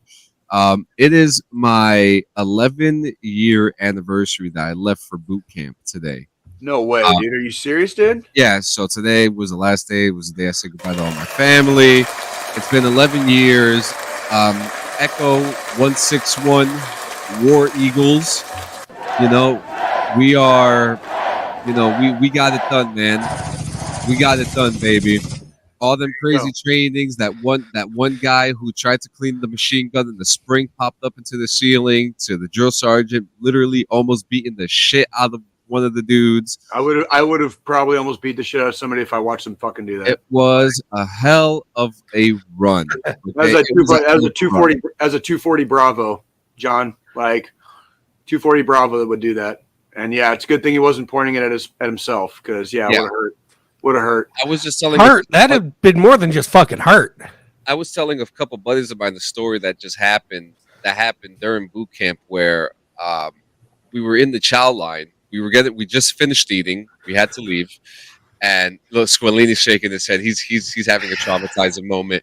And I'm sitting there, and I have a tray, my tray with my food in my hand, and I'm looking at this full apple that hasn't even been eaten yet. All right, the perspiration, the sweat from it is still dripping. It's still fresh, and I'm staring at this thing, right?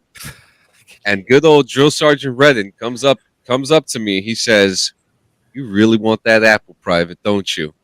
You really want it?" And I'm like, "Yes, Drill Sergeant, I do." He goes, "What?" He goes, why don't you take a bite? I dare you." Just like that. He was like, "I dare you." Jay's shaking his head because he was thinking I would do the same thing. I grabbed the apple. It's a trap. I knew it was too, but I still thought it was really good.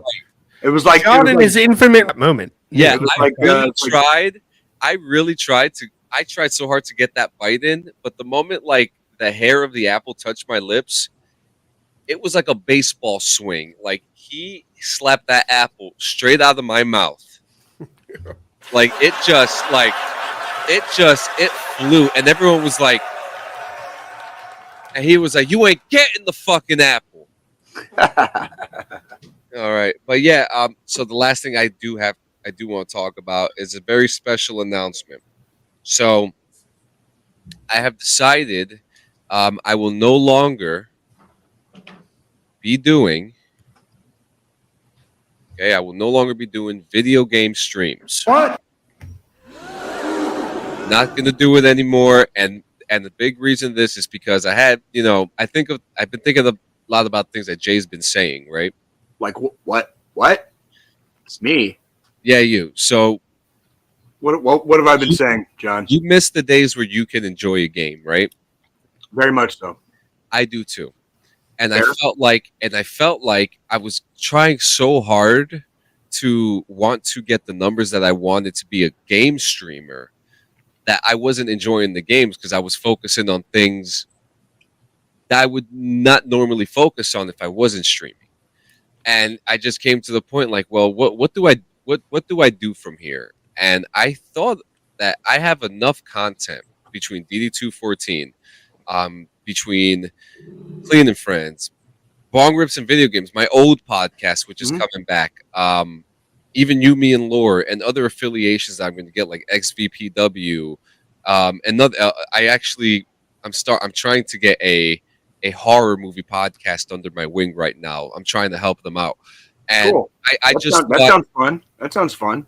So I thought, why don't I create like a channel of streaming podcasts? And not just one podcast, but several different podcasts. And I thought of this because I was scrolling through the TV yesterday, and I was scrolling a couple days ago through the Peacock Live channels, and I thought like they don't have this for podcasts, and I think this would be really cool. Like it would be very interesting to have like a Sling type app, like an umbrella, an umbrella of podcasts, basically. Yeah, right. And what you can do is like just put it on this TV station. You have there's so many. It's like TV. There's history, comedy, adult content, military, and there could be several like different channels among that content. And I just thought, well, let me play with that. So starting tomorrow at 9 a.m. on twitch.tv/Clean Sanchez Media and youtube.com/Clean Sanchez Media, there would be live podcasts for a couple of hours.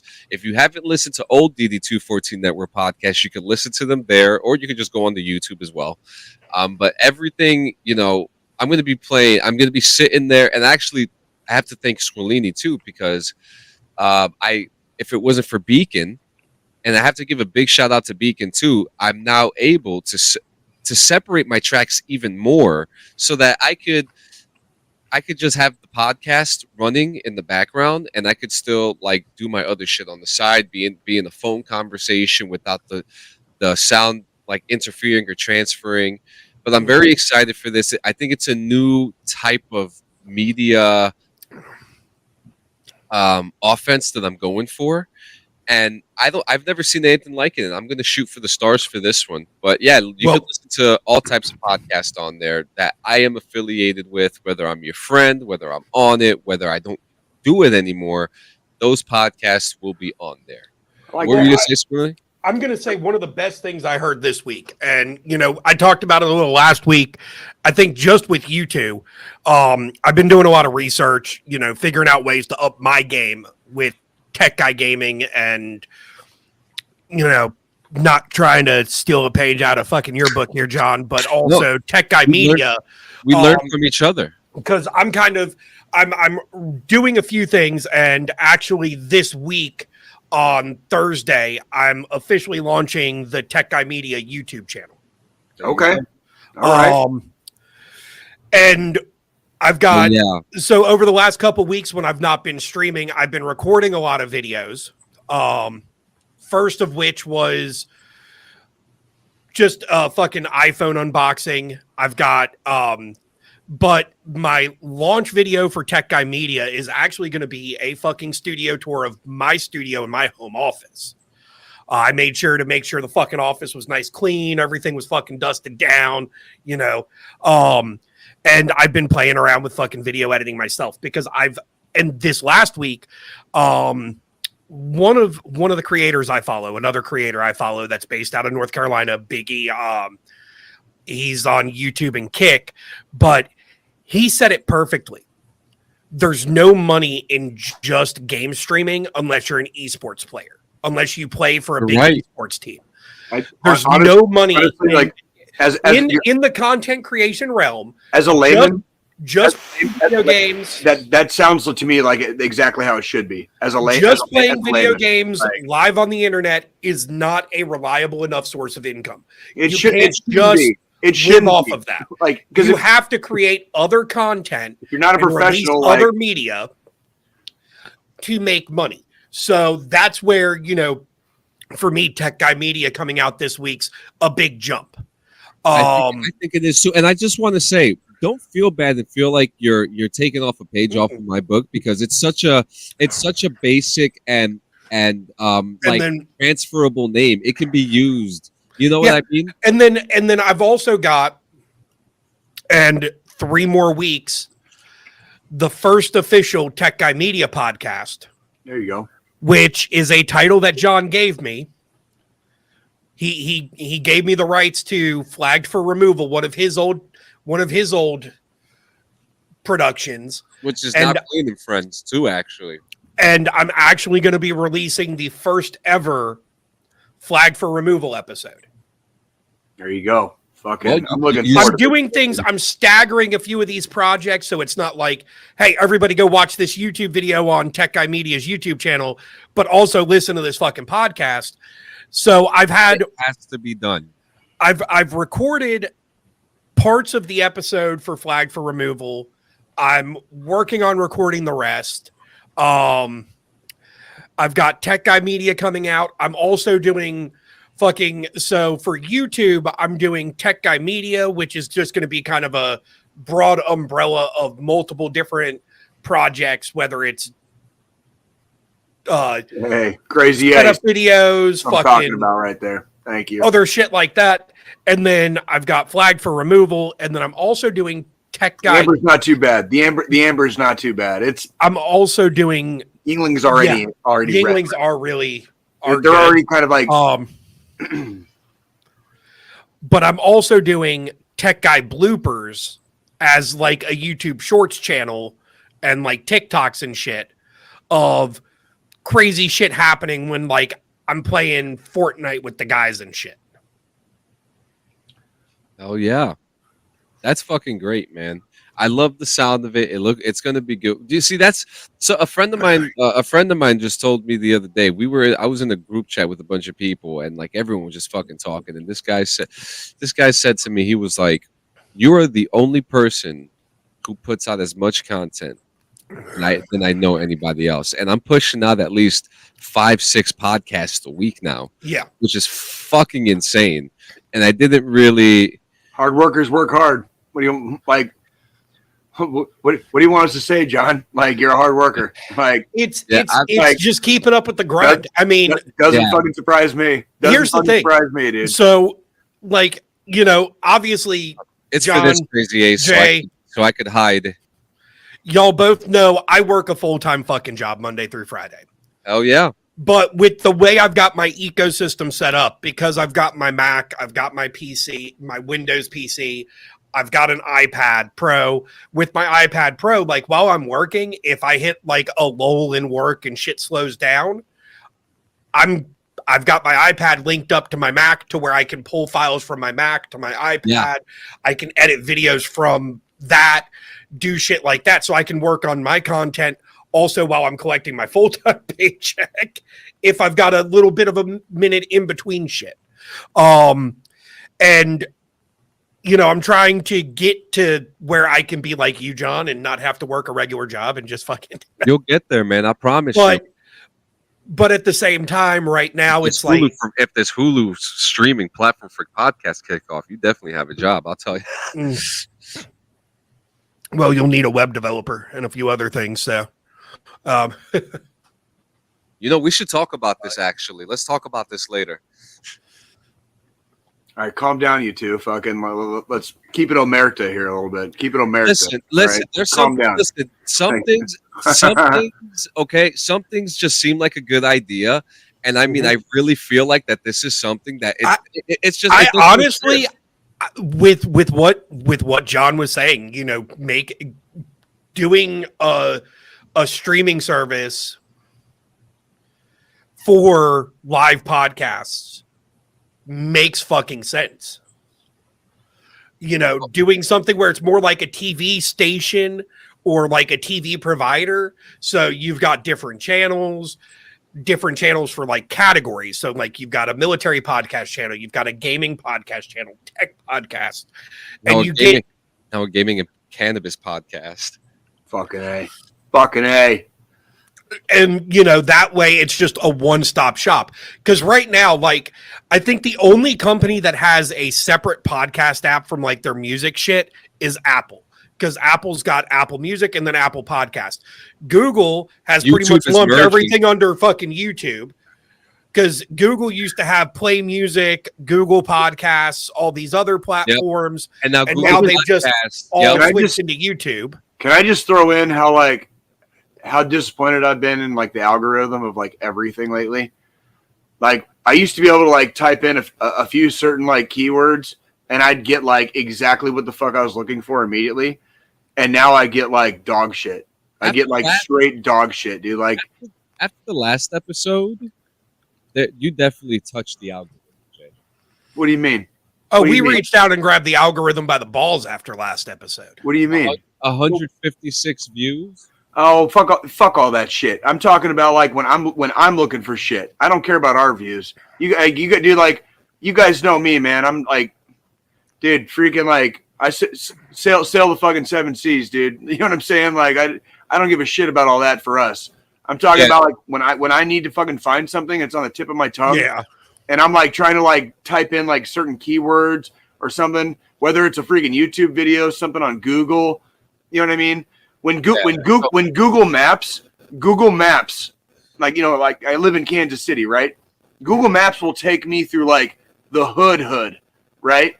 Instead of keeping like our car on like, like highways and byways, it'll take me through like the hood to save like 1 minute. And it's like, bro, like nobody asked for that shit. Like, yeah. And actually, what happened here? And Crazy Ace is right, though, but right before Crazy Ace said that coming, he's bringing in some football. Do you think it's time to talk about some fucking football right there? None of that pansy ass dick tugging. Yeah, maybe. Let's talk about some fucking football. So he says the ball 10 game is crazy. Tannehill got carted off though early in the fourth. Yeah, Tennessee's still up. I was just looking at that actually. No, the Ravens are up right now. That's what I meant. Sorry, the Ravens are up.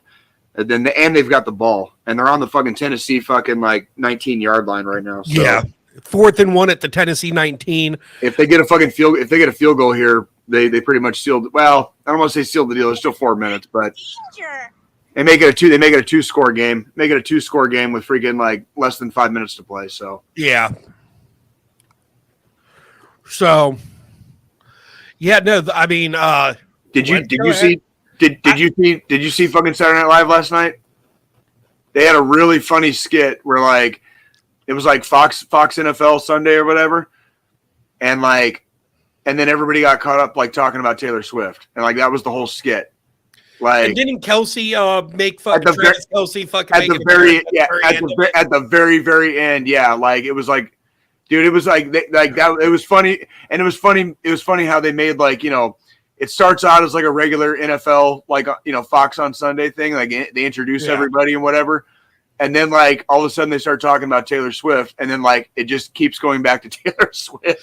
Well, and, like, that's like, I think one of my favorite memes that has happened since the whole Swift Kelsey fucking relationship is on the Eagles. We have Jason Kelsey, and they have a player with the last name Swift. That was part. That was part of the skit. Like they made that part of the skit. There was a meme. There was a meme, and it was Kelsey and Swift standing next to each other on the sideline. And it was like, I don't get the whole big deal about this power couple, Swift and Kelsey. And yeah, like for the Eagles, you know, like yeah. I like that. That's good. That was actually part of. That was, you know, I think it was what's his name? Pete Davidson hosted last night. Yeah, and so like they you know, they opened with like, you know, introducing all the Fox announcers, right? And then when they went to their like on-field correspondent, it was Pete Davidson, and he was wearing like a pink cowboy hat, and he had like a pink sweater like wrapped around, like, because he was like, there was a rumor Taylor Swift might be at the game today, and like they just kept finding. So he was like a Swiftie on the sideline, kind of. Yeah, and then like, and that was the funny part about like Kelsey's cameo at the end. It was like it was like a 4-minute teamwork. You can look it up on YouTube. You can look up the entire skit on YouTube. I think it's like a 4-minute skit, but like Kelsey's cameo at the end was basically like, can we talk about football now? like you know, like he realized he done fucked up at this point. That's fucking awesome, dude. I love it. I love that everybody's kind of like taking it, you know, lightheartedly. You know what I mean? Speaking of which, if we're gonna talk about football, like, can we talk about the fucking debacle on Thursday fucking night with my goddamn Chiefs against the Broncos? Before we talk about the Broncos debacle, we need to touch on some of the shit from last week. You're probably right. What do you got? Like, where do you want to start with that one? First off, Crazy Ace, I know we already talked about it last week, but congrats to your fucking Bears beating the fucking Commanders. Granted, it's the fucking Commanders. However, you know, congrats for, you know, getting a win finally. It was a good 40-20. I mean, that was a good 40-20. It was a good fucking game. And on a Thursday night. On a Thursday night. That was another Thursday night. We're getting ready to talk about the Chiefs fucking shitbaggery on fucking Thursday night. Like, now Thursday the Saints, Saints blew out the fucking Pats. Yep. 34-0. It was a big old goose egg on that fucking big old goose egg on the fucking scoreboard on that one. The Panthers fucking lost their shit against the fucking Lions. Lions are eating everybody's lunch. Lions are fucking eating lunch right now. So the big thing is, though, the Panthers were holding their own through like halfway through the fucking third. They were at a close fucking, you know, 1.5 fucking point score lead, and then just threw it the fuck away. That's football, baby. That's fucking football. Like, yeah, that's football. Any given Sunday, dude. Like, you got to play the whole game, man. Till the goddamn fucking scoreboard says fucking 000 on the fucking clock.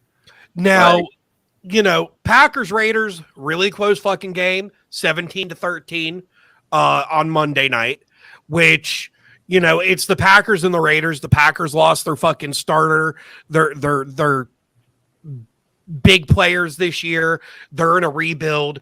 The Raiders, it's the fucking Raiders. Now Thursday night, that fucking Chiefs Broncos game, where the fuck was your team at, Jay?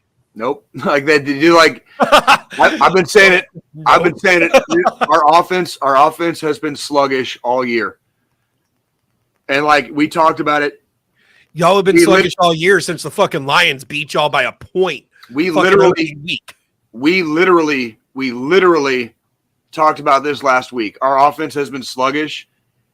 That's my biggest fear. Like the Broncos had us within a score at one point. You know what I mean? Just by scoring and then like converting a fucking 2-point conversion. You know what I mean? Like, thank God our fucking defense is like, I think we're ranked like number 4 right now in the league on our defense. Our defense is fucking saving our asses. Yeah. Like the Chiefs could legitimately be like 2 and 3 right now if it wasn't for our defense. Our defense is like saving the day right now. I don't know what the fuck is going on with our offense. Our receiving core is like straight pissing me the fuck off. Our receiving core, like everybody's used to fucking Mahomes and the big plays, right? Travis Kelce fucking saved the game. Like Travis Kelce saved that fucking game on Thursday just by making fucking like regular plays, basically like getting first downs and getting us close enough or getting us far enough downfield that when we had to fucking punt, we had field to work with. Because we fucking did. We went to the fucking red zone 4 straight times in the first half, and the score was still 3-0. 4 straight times, and the score was still 3-0. Like there is no excuse. Like that should have been like the score should have been like 21, maybe 24, possibly 28-0 at the half, and it was like, and it was 10-0. It was 10-0. Okay, like if there's any indication, like that game should have been a fucking blowout, and it turned into a fucking game because our offense just was not firing on all cylinders again. Well, we are 4-1 right now, despite ourselves. You know what I mean? Despite ourselves. Yeah, we're 4-1. No, like that record belies how bad the offense is clearly struggling here in Kansas City. Go ahead, Joe. I mean, that's the thing. So, like, if we go and look at fucking the Cowboys-Niners games last week, which both of us said it was going to be a fucking close game, and then it ended up being a blowout. The Niners did to us what we did to the fucking Jets, what we did to the Patriots, what we did to the fucking Giants. The Niners did to us because the team did not fucking show up.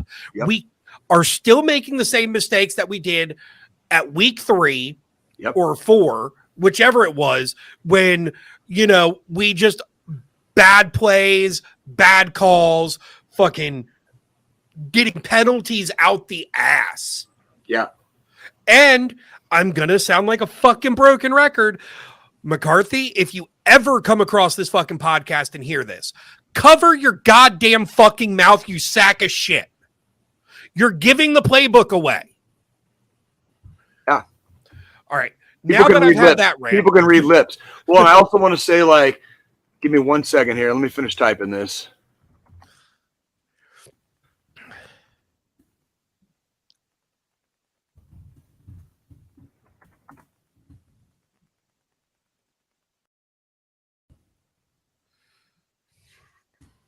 Despite ourselves, this is an actual fact. It has now been over 2,950 days since the Denver Broncos have beaten the Kansas City Chiefs. Now, what I will say with that, we are playing again. We're playing our second game this season against them in 2 weeks in Denver. This game, we played like shit in front of our own fucking people here, right? Mm-hmm. We're going to fucking Denver. We're going to Mile High in fucking 2 weeks. I sure as shit hope that Mahomes and fucking Kelce and the Swift fucking bandwagon, fucking whatever the fuck's going on, like, I hope they fucking get it together because we're going to be in Denver in 2 weeks. And if they want to keep this fucking streak alive, like, we've now beaten the Denver Broncos, I think, 17 times in a row. Yeah. Like, the Denver Broncos have literally won a Super Bowl more recently than they've beaten us. Okay, like, that's how far back it goes. And that victory was only because of a last-minute fumble by Jamal Charles, of all people. So we would already be at, like, 18, believe it or not. No. We still beat them, but, like, boy, was that a piss-poor, disappointing fucking, like, performance on the offense. Like, thank God for our defense. Thank God for our fucking defense, dude. That's all I can say. So now on to the rest of the games for this week. And then I do want to say at least next week, the Cowboys, it's their bye week. So, I at least have that going for me in week 7. Right. And holy shit, we're coming up on fucking week 7. Yeah, that's what happens. It seems like just fucking a week ago we were talking about the start of the fucking season.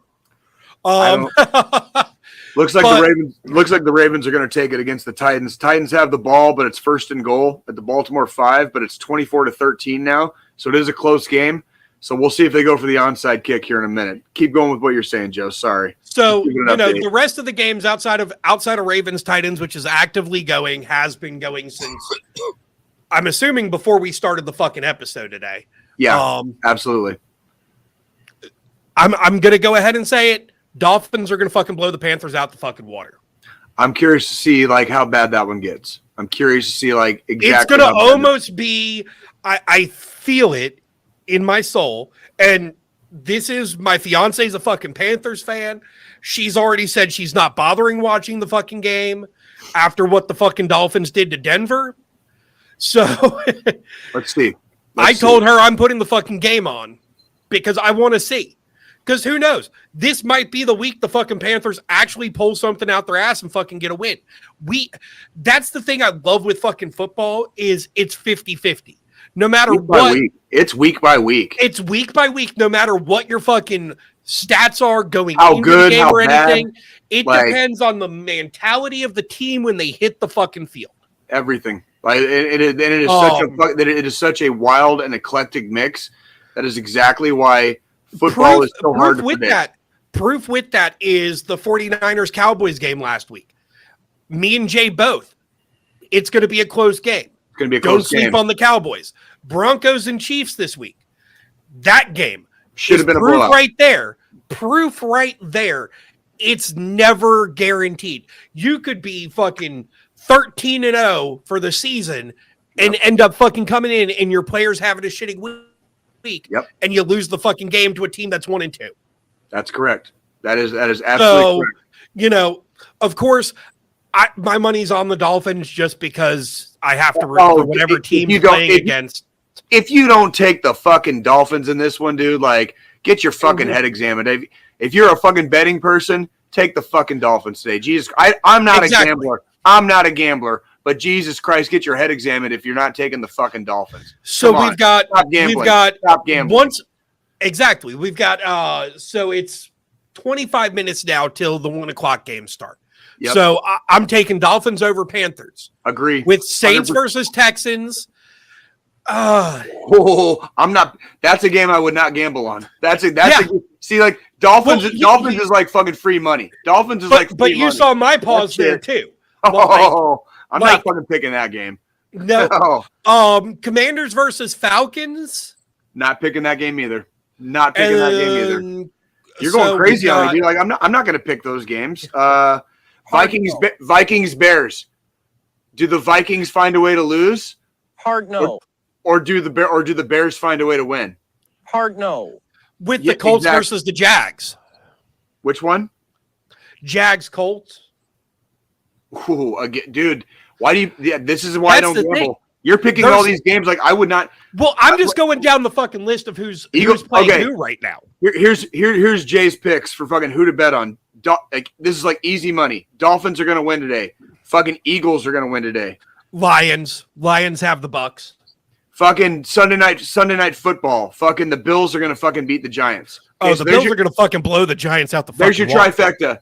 There's your trifecta. Let's check it next week. Jay's picking a trifecta. And so I'm not even gonna Dolphins, Eagles, and fucking Bills. There's a trifecta.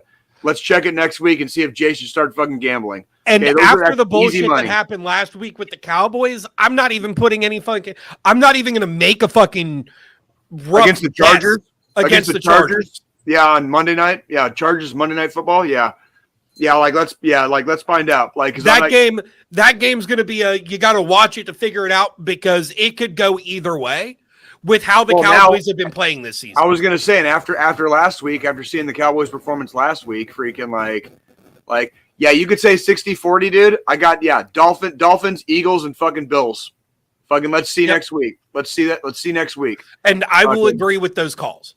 Those calls, I am 100% agree. You've only been wrong like only half the time, or maybe a little less than that with your trifecta. Well, that's the joy with football. You're only wrong half the time. What do you mean I've only been wrong? I don't make a lot of picks all the time. No, I know, but when you do, only very minuscule amounts. Well, I think this is the first official full football season I've been on the show. Well, and also a lot of my picks we used to do MMA.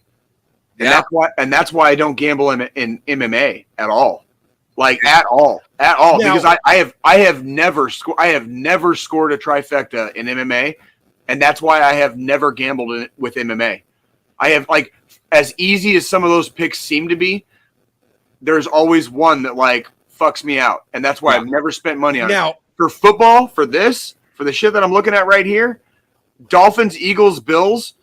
Get yourself a fucking trifecta. Let's check it next week, and maybe if I got one next week, I'll go try it out at the local sports casino. You know what I'm saying? So we'll see. Now that we finished up football, I do want to touch on something here. You want to touch something? Not me. You're not. Jesus Christ, Joe! Be careful with your words there. I said touch on something, not touch something. I specifically threw an extra word in there to make it less perverted. Granted, John, my hands have been all up inside your PC already. Yeah, and that's as far as they're gonna get too. But so, earlier we were talking about fucking boxing and UFC and WWE and shit. And I know at some point I'd like to cover more than just football. I'm not a big baseball guy. Never really have been. I've always been football. Me and John will be talking about that next week. Yeah, me and John will be talking some baseball next week. Dude, how about them Diamondbacks, John? You see the Diamondbacks made it? This may be the first time where both of our teams didn't like pass the wild card. Because like both of our teams are not in there at all. Hockey. Well, you're what? For baseball, you're a Yankees fan, and then Jay, what's your baseball team? The fuck do you think it is? Are you high? You don't even fucking smoke weed, Joe. What the fuck? Are you high? What team do you think I fucking root for? I live in Kansas City, Missouri. Thank you. Royals. Thank you. Thank you, Joe. How long have you been on this podcast? How long have you been on this podcast again? Not long enough for us to really talk fucking baseball. Oh my God. Oh, I gotta, man. God. So, Joe, you're so much better. See, I love the dust on that too, John. That gives it fucking. See? The dust on it's about the last time the fucking Royals have made it to a World Series. You mean less than 10 years ago? You mean less than 10 years ago? Mm-hmm. When we made it twice and we won one? You recognize this, Jay? The ashtray? This is from Jack Stacks. This was the barbecue plate. Yeah, there you go. Yes. So I'm going to actually touch on some fucking WWE shit for a second here. Let's hear it. So last weekend, they had Fastlane, which is one of their pay-per-views they do. And fucking Cody Rhodes and Jey Uso won the undisputed tag team titles. There's been clips all over the fucking internet of the press conference afterwards and shit. So Cody Rhodes and Jey Uso were the very first fucking match of the night for Fastlane. They fucking win the titles from... Was it... They win the titles. They go back to their fucking buses, shit like that. Yeah. First off, really weird duo because Cody Rhodes and the Bloodline, when Jey Uso was with the Bloodline still before that beef happened, were fucking at odds, fucking at each other's throats and shit. But they go back to their bus after the match. They're, throwing back some celebratory drinks and shit. They show up to the fucking press conference. Fucking Jey Uso's barking like a fucking dog into the microphone. Cody and fucking Jey are just drunk as shit at this fucking press conference. Jesus. It's just fucking. But again, here's the thing. The way I look at it is if they showed up and say this was a UFC press conference after a fucking octagon match, completely fucking unprofessional. With it being WWE and it's sports entertainment, all they did was provide more entertainment after the fucking match by showing up to this fucking press conference drunk as shit. Fair. That's I would actually like, okay, we talk a lot about being, like this podcast is like sometimes like not always, but sometimes like close to 50-50 kayfabe, right? Like I would consider them showing up drunk to a press conference absolutely 100% kayfabe. It's got to be kayfabe. Like even if you are legitimately intoxicated, that should be considered kayfabe in the industry. Yeah. That should be does not excuse ill comments or fucking. It was a very candid moment. But see, you could tell. But see, that's what I'm saying. And the thing is, they weren't like belligerently drunk. Right. They were just like being being stupid. It was obvious. It was barking into the fucking microphone, constantly saying "yo." That's a clown show, bro. That's a clown question, homie. That's just a clown question, bro.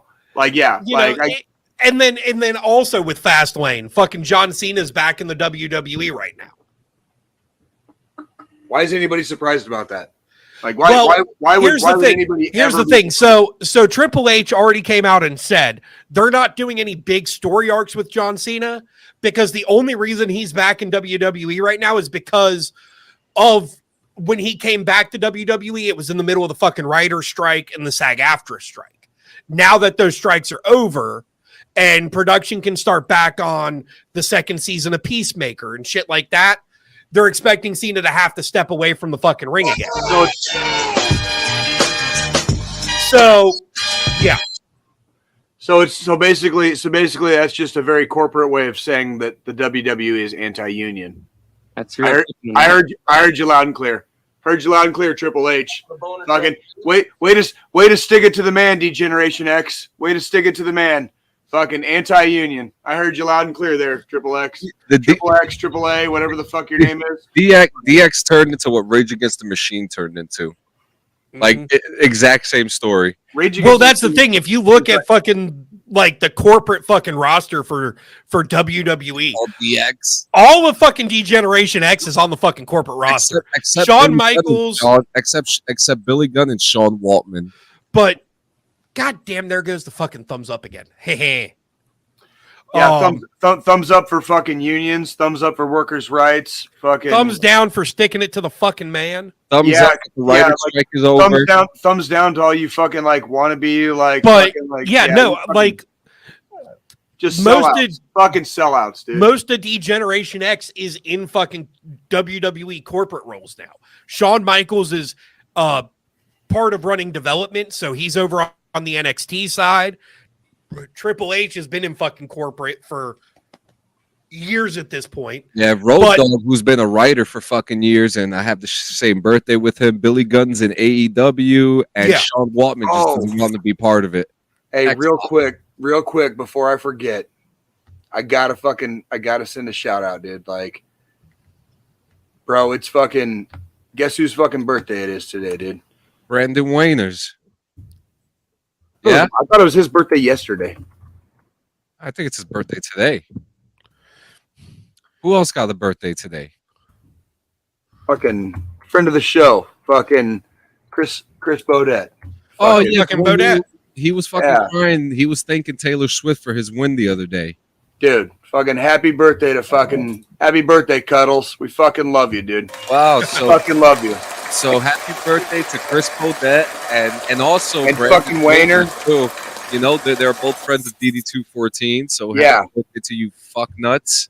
Yeah, dude. Like happy fucking birthday to fucking all of you guys, dude. Like you guys are freaking awesome. We love you. We appreciate the support y'all have all shown to the show over the 3 years. Let's talk about that real quick, and let's end the show with that before we get to the final thought, because we had a fucking. I mean, we were just talking about it before the show. We just had a really sweet uptick this year, the last couple months alone. I want to know your thoughts about it. I wouldn't really, looking at the analytics, I wouldn't really call it an uptick over the last couple months. However, whatever the fuck we did last week, that was an uptick. Which is weird. Because over the last couple months, we've had a few episodes that have hit the 70, 80 mark in viewership. But this fucking last episode from last week, last Sunday's live, when it got uploaded to YouTube, what are we at? 156 now for views on that fucking episode. And the thing is, when we were talking about it earlier, John, it was 155. Yeah. So one person has watched it since we started fucking this episode. Well, that's weird. It's almost like we're being watched. Yeah, I mean, it's. Well, I mean, that's the whole reason of going live on the internet is to get watched. But, and I will say, and I call it an uptick because just a couple months ago, we didn't even have that many subscribers. Since we made the move to YouTube, more people are watching the show. Like I predicted, I predicted that once we left the fucking hellhole of Facebook, that we would start seeing a better search. I've been saying that since the fucking day I came on the show with you. Yeah. Since the day y'all told me, hey, we want you on here with us full time. Yeah, man. And so we're here, and the show's doing. I'm happy. I'm pretty happy with it. We're coming up with new ideas, new comedic things that just keep on happening, like time and time again. It's like it's not hard. It's the only person I know that Facebook has worked out for is fucking Crazy Ace. That's true. Yeah, but for some fucking reason, I can see exactly why it worked out for him though. But his Discord always says that he's playing Google Chrome. Well, Anywho, he perma sets it to say Google Chrome, so that way we don't know he has Pornhub pulled up in his fucking VR headset.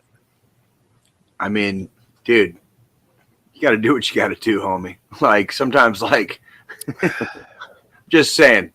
Kind of an aficionado myself. Fucking comment from fucking Ace now. I'm just waiting for it. It'll come. It'll come. No, yeah,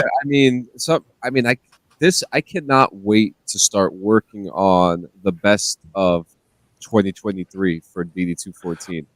Oh god, I expect a lot of hot nuts in your mouth fucking clips in the fucking best of. That'll probably be the shortest part of it though. Like I can already think of like several that go one Ace. You too, Ace. Outside of that, I can think of several that are outside of that one. That yeah, and that's the beauty. That's the beauty of being like relatively unknown.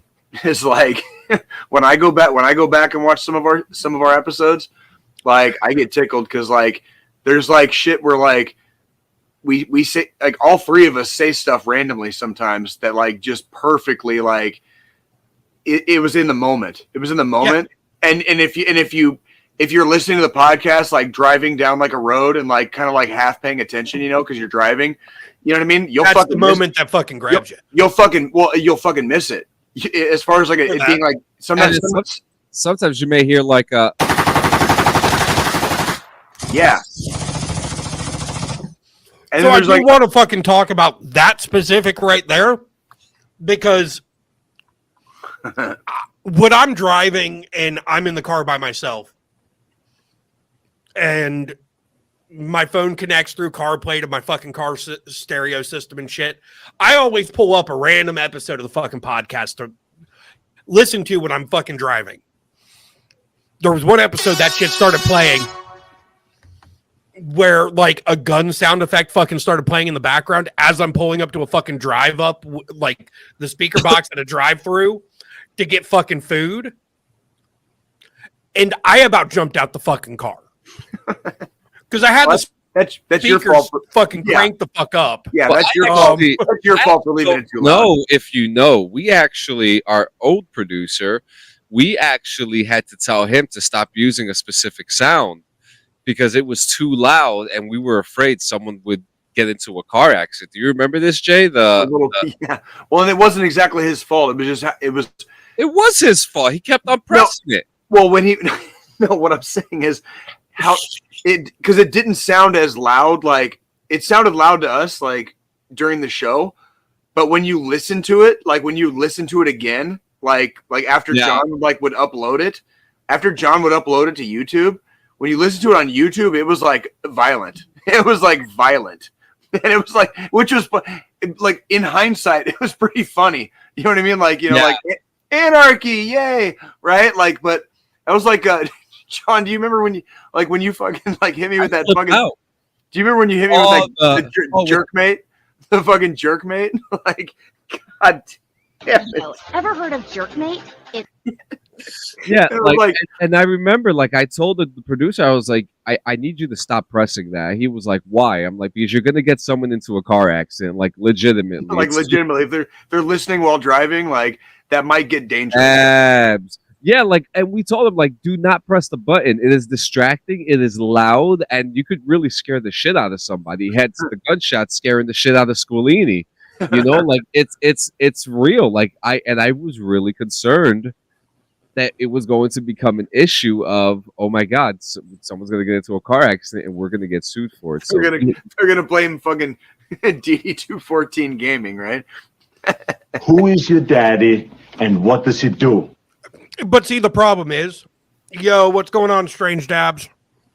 Man, the problem is, like, right now, if they were to sue us, what are they going to get?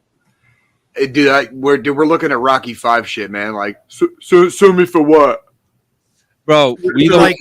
I'll have to sell my left testicle to be able to fucking pay off fucking whatever we owe for this lawsuit. Hey, bro, like, I mean, like, dude, like, you can't sue me for fucking shit I don't have, homie. Like, well, I mean, in case you didn't know, you can technically get $60K for selling your left nut. Is really? I've looked into it. I've done the research. Yep, you can sell your left testicle for $60,000. Can you get rid of both of them? Legally. Can you get rid of both of them and like fucking get like prosthetics? For some weird fucking reason, they will only take the left one. Squilini, thank you so much for reminding me. I love how we're discussing like organ donation while still living here. Like, you just reminded me of something super important that I need to talk to everybody about before we get into the fucking final thought. Well, like donating your organs on the black market for $60,000 is not okay.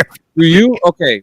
Checking yourself for cancer, like checking your nuts for cancer. Okay. Like, there's a class action lawsuit with Steam right now, and you could get money today. Okay. For what? If you bought video games from the Steam store, you may have paid more than you should have due to potentially illegal and excessive fees charged to the game publishers by Steam operators. Surprise! So, keep reading to find out what you can do and why you may be owed up to 60% of each game's purchase price. Squilini, I'm going to send you the link so that you have this because I know you're a big avid user of Steam. I'm also going to. I've already filed into the lawsuit. I've got it. So my question is, what do your stats look like? How much have you spent? When? Since the last 4 years. During what? In the last 4 years? Yeah, that the lawsuit states. I think I've dumped about $6,000. 6,000? Holy shit! So I've only spent $700, almost $800 on Steam, but I've only had the lawsuit. 4 years. With the lawsuit, I can easily get back at least 4,000 of that. So a mutual friend of ours, I don't want to put his financial business out there. I'm looking at his card right now. So at the Steam database, it turned out that he $11,178. That's a lot of fucking money. That's just buying every fucking game imaginable. Yeah. And the thing about this specific person is that he 100% every single one of them. Oh, well, that's kind of my thing now. Yeah. He's just, which I'm almost there with Starfield. But yeah, I mean, oh, look at you, Jay. Fuck that game. Hey. If you guys want your money, go ahead. There's the link there. But guys, we're here at the end, and I just want to say before we talk about the final thought, make sure you guys check us out on Spotify, Apple Podcast, iHeartRadio, Amazon Music, and of course here on YouTube. What's up, Squilini? When did the fucking iHeartRadio thing start? I don't know, but we're on iHeartRadio. How are you the fucking producer and you don't know?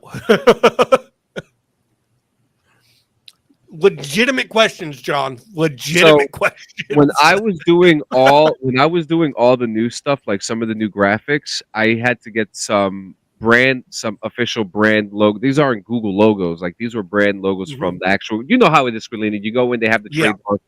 So I downloaded them, and when I was looking through it, it had all this shit, and it was just like, oh, you're a part of iHeartRadio. We're also on Breaker, Google Podcasts, which is going into YouTube Music. I'm still stuck on the iHeartRadio part. Like, first off, you're our producer, and how did you not know this until you went to go get logos?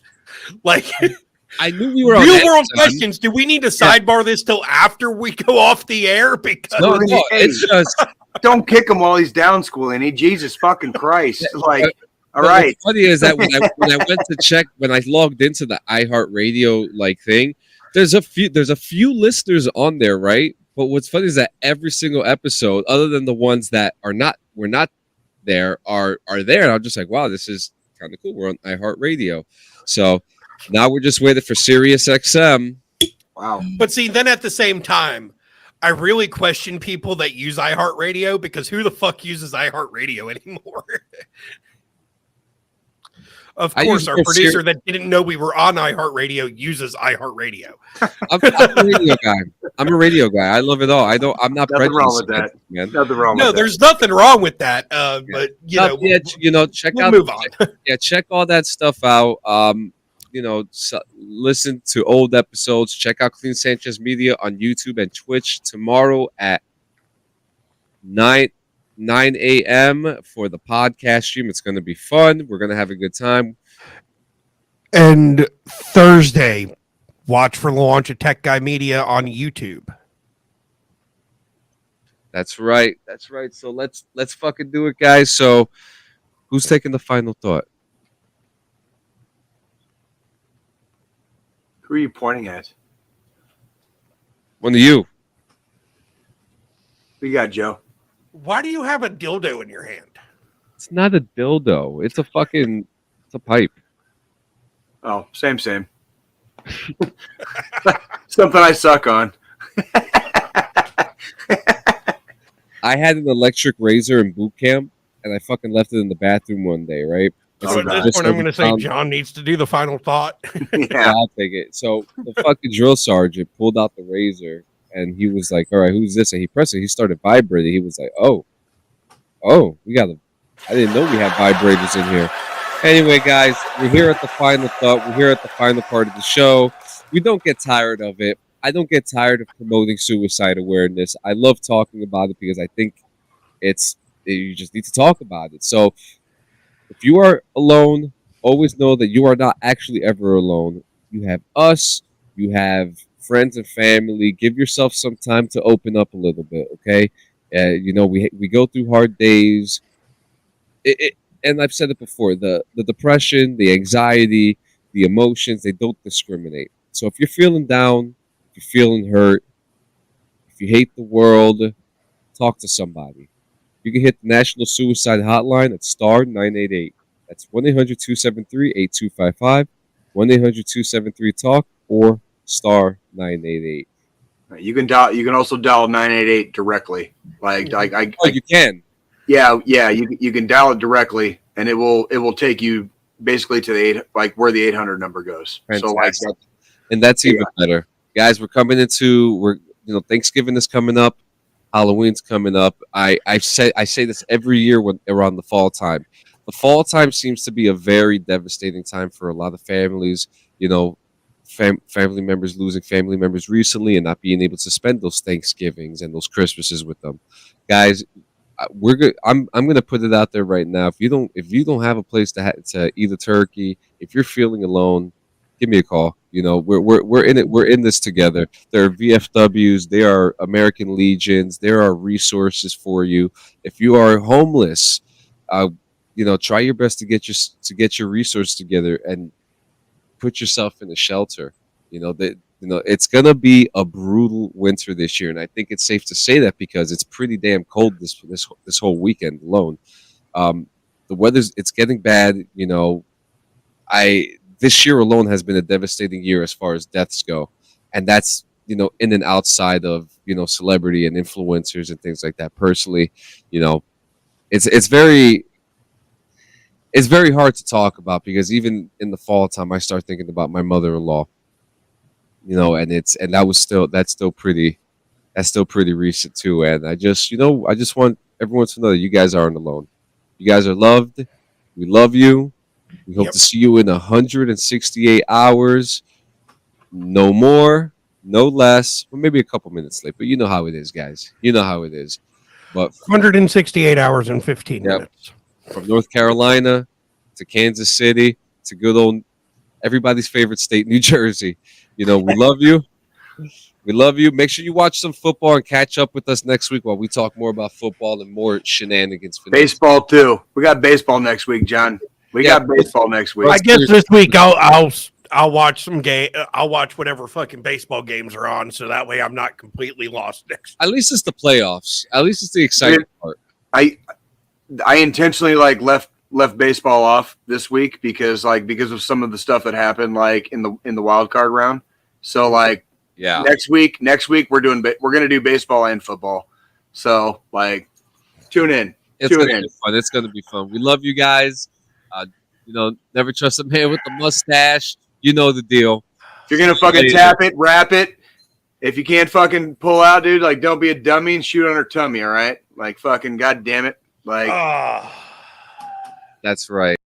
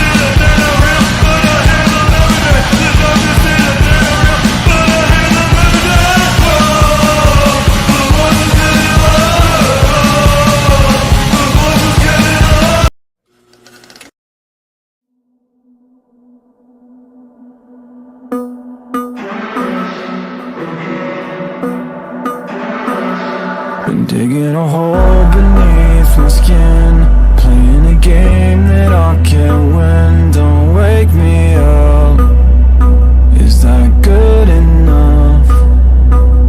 Been digging a hole beneath my skin, hoping that I won't let you in. Don't wake me up, is that good enough? 'Cause I always break what I should have loved, and I owe it all to us. Oh, is that good enough? Why do I always break what I should have loved, and I owe it all to us? Oh, is that good enough?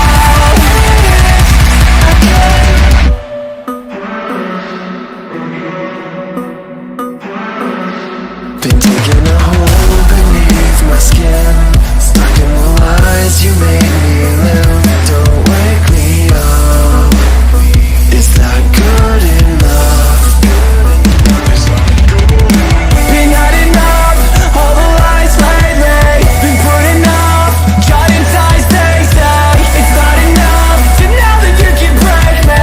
It's not enough, not enough. 'Cause I always break what I should have loved, and I owe it all to us. Oh, is that good enough?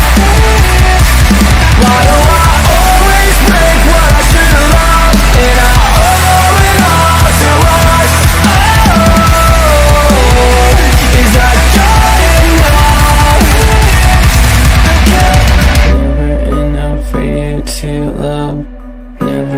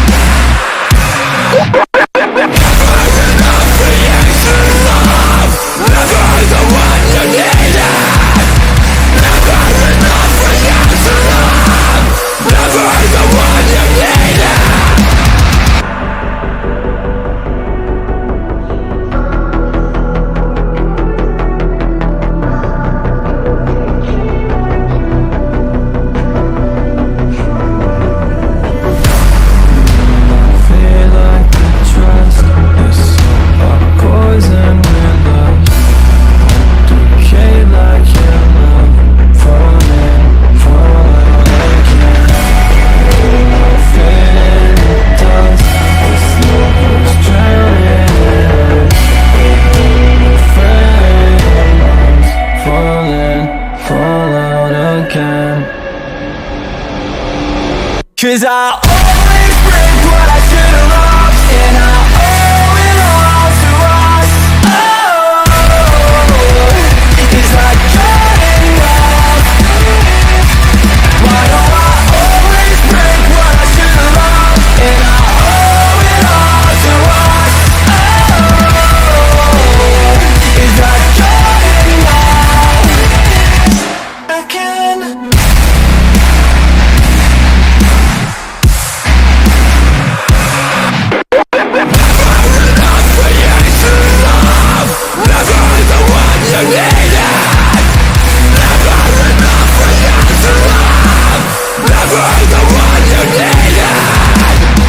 Never enough for you to love, never the one you need.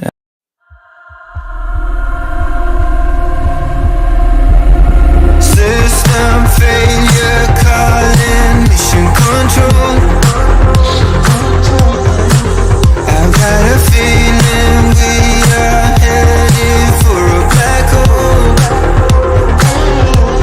I'm drifting to the light in the bitter end, 'cause there can be no life without oxygen. The devil's at my door, 'cause I can't hear him calling my name. We used to get lost in the sound of the rhythm, but then we got lost in oblivion. You might think I have forgotten, kindness of time till I give a sign.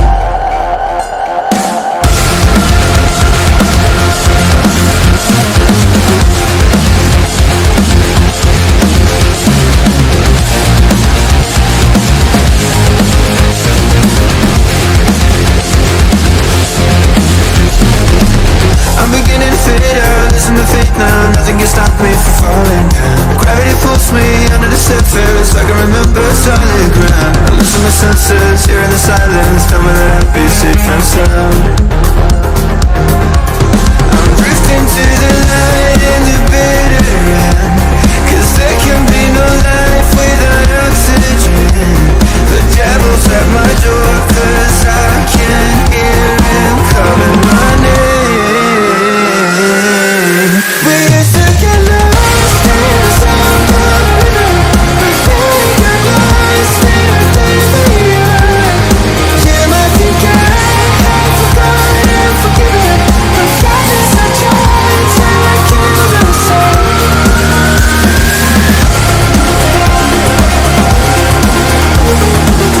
I'm losing my senses, hearing the silence, tell me that I'll be safe and sound. I'm losing my senses, hearing the silence, tell me that I'll be safe and sound.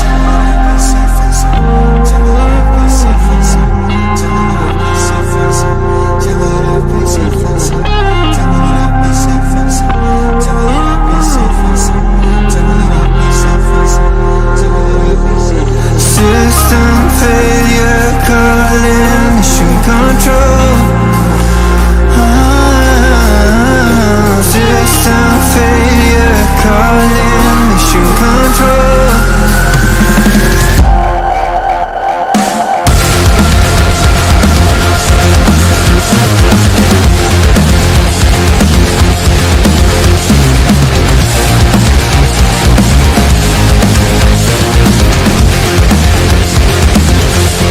We used to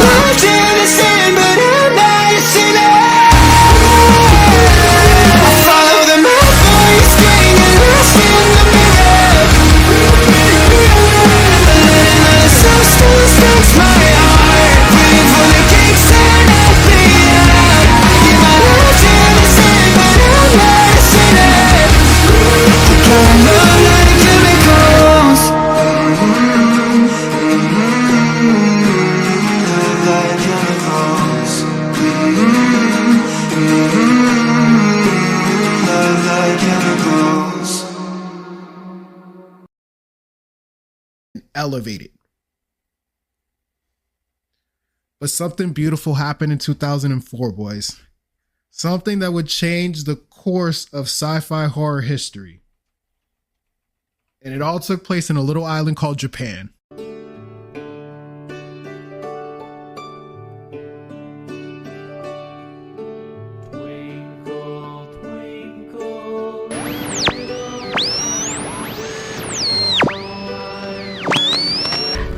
I'm sorry. I'm sorry about everything.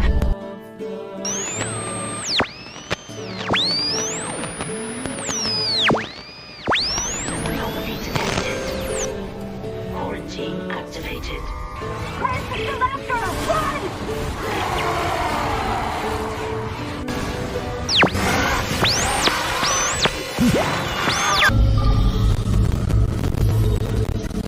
I think it's me. I wish I could talk to you.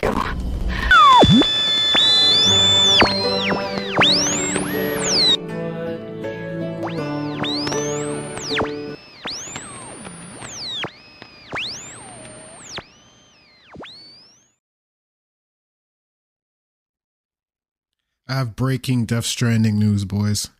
What? Breaking Who you breaking? news. Potentially, I'm about to break Clean Spirit. Yeah, second favorite thing. Second favorite thing.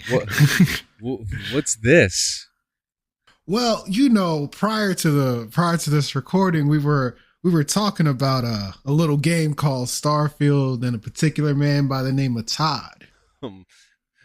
Grandmaster Howard. Kaczynski. Lord Howard.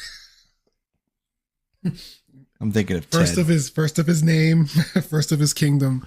Yes, the legendary Todd Howard. Guess whose Instagram he's on? Don't tell me he's with Hideo. Go on Instagram. Stop it. Third favorite thing. Third favorite thing. Wait. Go on Instagram. Todd's or Hideo's? Go to Hideo's. Go. Yo, this is what you've done to me. I watch this man's Instagram like it's a conspiracy theory. I watch it like the Aztec calendar. The last thing that I saw on Hideo's Instagram was him playing Starfield. Is there more than that? There's more, isn't there? There should be a beautiful black and white photo of camaraderie, like and friendship between Kojima and Todd. So what that means on the conspiracy calendar, Todd Howard is an NPC in Death Stranding 2. Or we're getting Death Stranding Refrigerator Edition. One or the other. I'd fucks with Death Stranding Refrigerator Edition. Bro. Todd Howard is such a baby face too. It's a vampire. Did you he did an interview, I think it was with Bloomberg, him and Phil Spencer, and they asked him like, "Oh, why didn't you optimize this for PC?" And he stood quiet for a second and looked, and he was like, "We did." He said we did. You may need better hardware for it, but you could play it on PC. Yeah, that was one of the big things I saw with people complaining they couldn't run it, and then you'd look at their specs, and it was like, buddy, how are you running anything except Doom? they're probably still playing. They're probably still playing Fallout Tactics. It's like I'm not trying to be a classist here, but fuck, man, a potato can only do so much. You remember when RAM was 2 megabytes? But buddy, it's 2023 now. 16's the minimum now, boys. I think you could pull it off with the 2060 Super. I think 2050 is the minimum. 2050 or 2060. Yeah, I'd have to say a 2060 has to be minimum. I don't know. I could just pull it up right now, but yeah, and then everybody just disregarded the SSD requirement. Hi, that's me. Yep. 10. It says it will run on a 1070 Ti. I beg to differ. I don't know. Maybe it could. I don't know. I haven't ran it. Like, I'm not Jay's 2 cents. I haven't done the specs on it. I don't know if it's CPU dependent, RAM. Yeah, I don't know how they optimized it. You know who we need? Linus. Linus, where are you? No, I think that's the last person anybody needs. I think he's stuck in the cheese room. Oh, he's working on the infographic for this episode. Yeah. He's gonna. God, I hate he's that. gonna try to end it. He's gonna be the what? one. I'm not gonna say it. I'm not gonna say the word. It's a lot of things I hope he ends. Jesus fucking Christ! What? Like his company? I know his social media. Well, I mean, he is a piece of shit. He should lose. What did you think I meant? That's exactly what I thought you meant. I don't think you to be any worse. Villain era over here. I don't think you of any worse than I already think of you now. Bro, everybody's gonna think like Linus ran over your dog. I really don't hate him that much. I just really dislike people like him. I don't hate the man. I don't get anything if anything bad happens to him, so I really don't care. I don't care about him, but I don't like him as a person. I think he's a bad person. Linus reminds me of this dude that my wife's best friend used to date, and well, obviously won't say any names, but this guy used to cry on Rocket League and cry how we used to take his boost. And he looks and talks just like Linus. That tracks. Yeah. Not trying to drown over here. Yo, good Lord. That's not where I thought the story was gonna go. Yeah, that was twisty and turny, my man. Every line was like a new punch to the face. Trying not to get in trouble here, man. Bro, I'm drowning back here like fucking Spider-Man. Oh, man. So I have a question for you boys. Very easy question, but I'm going to read something out to you. Definition of horror. Painful and intense fear, dread, or dismay. And then the Cambridge Dictionary definition, an extremely strong feeling of fear and shock or the frightening and shocking character of something. So, in Ya's worldly experience, what do you guys define as horror? I'd have to go. I think the first definition actually is like an overwhelming sense of dread, anxiety, fear, like some weird amalgamation of those three things. Yeah, I feel like it's like just living in a nightmare. Like living in your worst nightmares. Nightmare. Yeah. Ooh, Freddy Krueger's ringing in the background. Okay. All right. So far, so good on the exam, boys. Question number 2, and here's the prompt. Definition of science fiction. Ooh. Fiction dealing principally with the impact of actual or imagined science on society or individuals, or having a scientific factor as an essential orienting component. So what is your guys' definition of science fiction? Extended imagination. I'd have to say, I would say extended innovation. Ooh, I like that one. Because it's all based on something. Yeah. And then it's just abstracting node information with a little bit of tomfoolery to come up with something cool. And a lot of things that we have is from science fiction, like jets. Like jets are a thing of science fiction that literally a whole bunch of people from across the world joined a sex cult together to make rockets. And here we are. At the time, they weren't even called jets. They were all called rockets. And those are the only exist because a whole bunch of people got really into science fiction. And then interesting. Yeah, like a lot of things that we have are based on science fiction. And people were like, but what if we made it real? Some of it has. Yeah, look at Star Trek and the phones. I want to say I like both of y'all answers because it feels like it's a coin. It's like right on the nail, but it's just two different sides of the same coin. So I really enjoy. But isn't that what science fiction is? Ooh. That leads to a good segue into this quote. So there's a quote by Robert A. Heinlein, and this is back in 1959.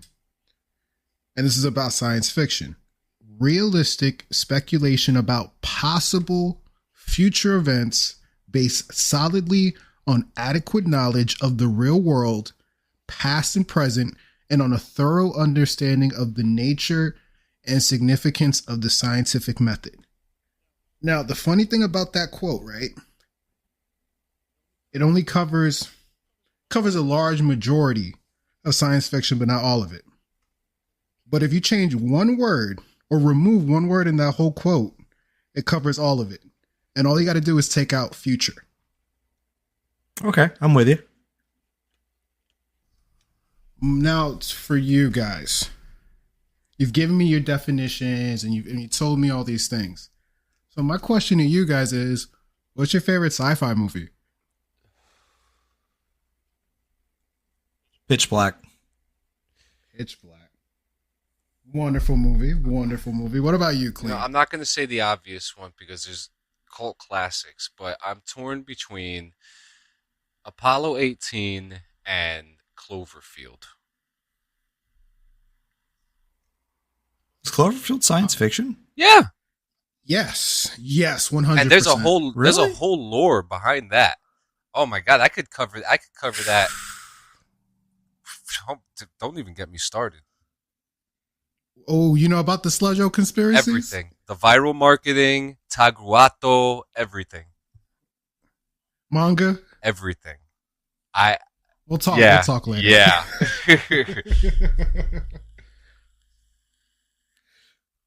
Interesting. Those are really good movies. Those are really amazing sci-fi movies. And movies like that, media like that, wouldn't be made without a gentleman born in the city of Newark, New Jersey, by the name of John W. Campbell. John W. Campbell. And you know what's his famous quote about science fiction is? What is it? Science fiction is what I say it is. Okay. John don't fuck around. John is essentially one of like the forefathers of science fiction. It's very to question the science is to question Dr. Fauci. I wasn't going to say Dr. Fauci. I was going to say, that's a quote from him. That's not me. Yeah. Fauci's aside, boys. So just to give a little background, right? So John W. Campbell, legendary sci-fi author. He was a writer. He was an editor. He's really known for these books that used to come out back in the day in the late 30s, called Astounding Science Fiction. And then it went on to later be known as Analog Science Fiction and Fact. He's considered part of the golden age of science fiction. There's like a ton of authors that all worked in that magazine and they branched off. I'm not going to mention them just yet. That'll be after we finish the game we're covering. And there's a reason for that. But something I believe Brandon said, it's about how science fiction really affects real life, right? And John W. Campbell has had a long-lasting effect on the world. And we touched on it before we started recording. So we were talking about Danny Masterson, right? And for all of y'all who do not know, just look up that 70s show and you'll clearly find out. Yeah, he's in a lot of trouble, yeah. Understatement. What church he with? What church was he repping? Oh, the boys. Our man Herbert. Yeah, that's his name. Herbert Ron L. Hubbard. There you go. It's the same difference. L. Ron. Elrond. Elrond. Okay, so what if I told you that one of the most legendary sci-fi authors in the world has a hand in Scientology? Well, I mean, the whole thing was written. Are you going to tell us the history of Scientology right now with Hubbard being a sci-fi writer? No. Oh no. Because if this is because I didn't sign up to do a Scientology fucking episode. Surprise, I don't have. y'all. I can pull those notes up if you want me to, but I don't. I'm not prepared. I got Leia Raimi. I just found something interesting too about John W. Campbell. Someone who reviewed him, P. Scholler Miller, he first used hard science fiction as a category for John W. Campbell's works. Hard science fiction. Hard. Yeah, his like every writer at that time, he had very questionable views. So to wrap up how he's brought science fiction into the real world, him and L. Ron were real close and they worked real close together. He's part co-creator of Dianetics. He helped Ron create that therapy. And it was to the extent of he would even promote it in his magazine. He would write articles. He would let Ron L. Hubbard write articles in Astounding. But they did have a falling out. At some point, they fell out because John felt like what they originally envisioned, Ron was moving away from that. I was going to say, because Scientology happened twice, because he wrote 2 books. Well, he wrote a lot of books, but he had 2, like, source books for that religion, I guess. So many of my favorite actors are in there. I think it was after 1952. But yo, you got to remember, Cleve. I'm not that well versed. Oh no, but yeah, because that's when they broke up. That's when him and L. Ron, they what's the word? They split acrimoniously. Is the word. They broke up the bromance, is what you're saying. Bromance. Yeah, it ended sour. Ooh. That's good tea. Hit last little piece of history, boys. Do you boys know that you guys have read proto-science fiction? Give me examples. Is that Halo? 1001 Nights. 1001 Nights is one of the earliest stories or books that contain science fiction. There's one called Abdullah and the Merman, where he got the kid gains the ability to breathe underwater, and he discovers an underwater like submarine society, and it's just an inverted like reflection on society on land and whatnot. Next one, the Ebony Horse, a robot in the form of a flying mechanical horse and a whole bunch of keys and buttons. It can fly into outer space and towards the sun. And then lastly, the City of Brass. So this one is a group of travelers. They're doing an archaeology expedition through the Sahara. And what they're trying to do is they're trying to find the brass like lamp or jar that King Solomon used to trap the genie that was terrorizing the land. And it kind of falls into science fiction because they encountered a mummified queen, stone people, and lifelike humanoid robots, and seductive marionettes without strings. Oh. So clearly there's been science fiction since the earlier times. And then lastly, the Epic of Gilgamesh is another one. The first superhero story, but it's debated. It gets disqualified because there's not a lot of science going on in the book. They consider it more fantasy. But if you think about the time and whatnot, that was their science. But yeah, essentially one of the big themes in Gilgamesh is him going on the journey or the looking for immortality. Bunch of sci-fi stories just built on that quest and that journey. I like that you say that it was disqualified, because that is interesting, because you did say that during that time their science fiction was, what they had.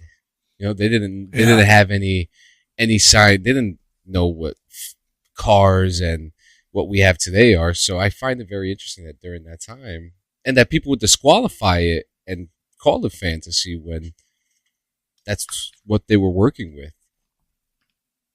What does disqualify? What are the qualifications? You know what I mean? That's what I'm trying to get at. Right. Right, because every era is different. Literally, 10 years ago, what we had is completely different. Oh, yeah. All right, boys. Now we're getting to it. I know it's been a slow burn. We're getting to it. Who in class is familiar with the origins of sci-fi horror? That one. Yeah. Yeah, that.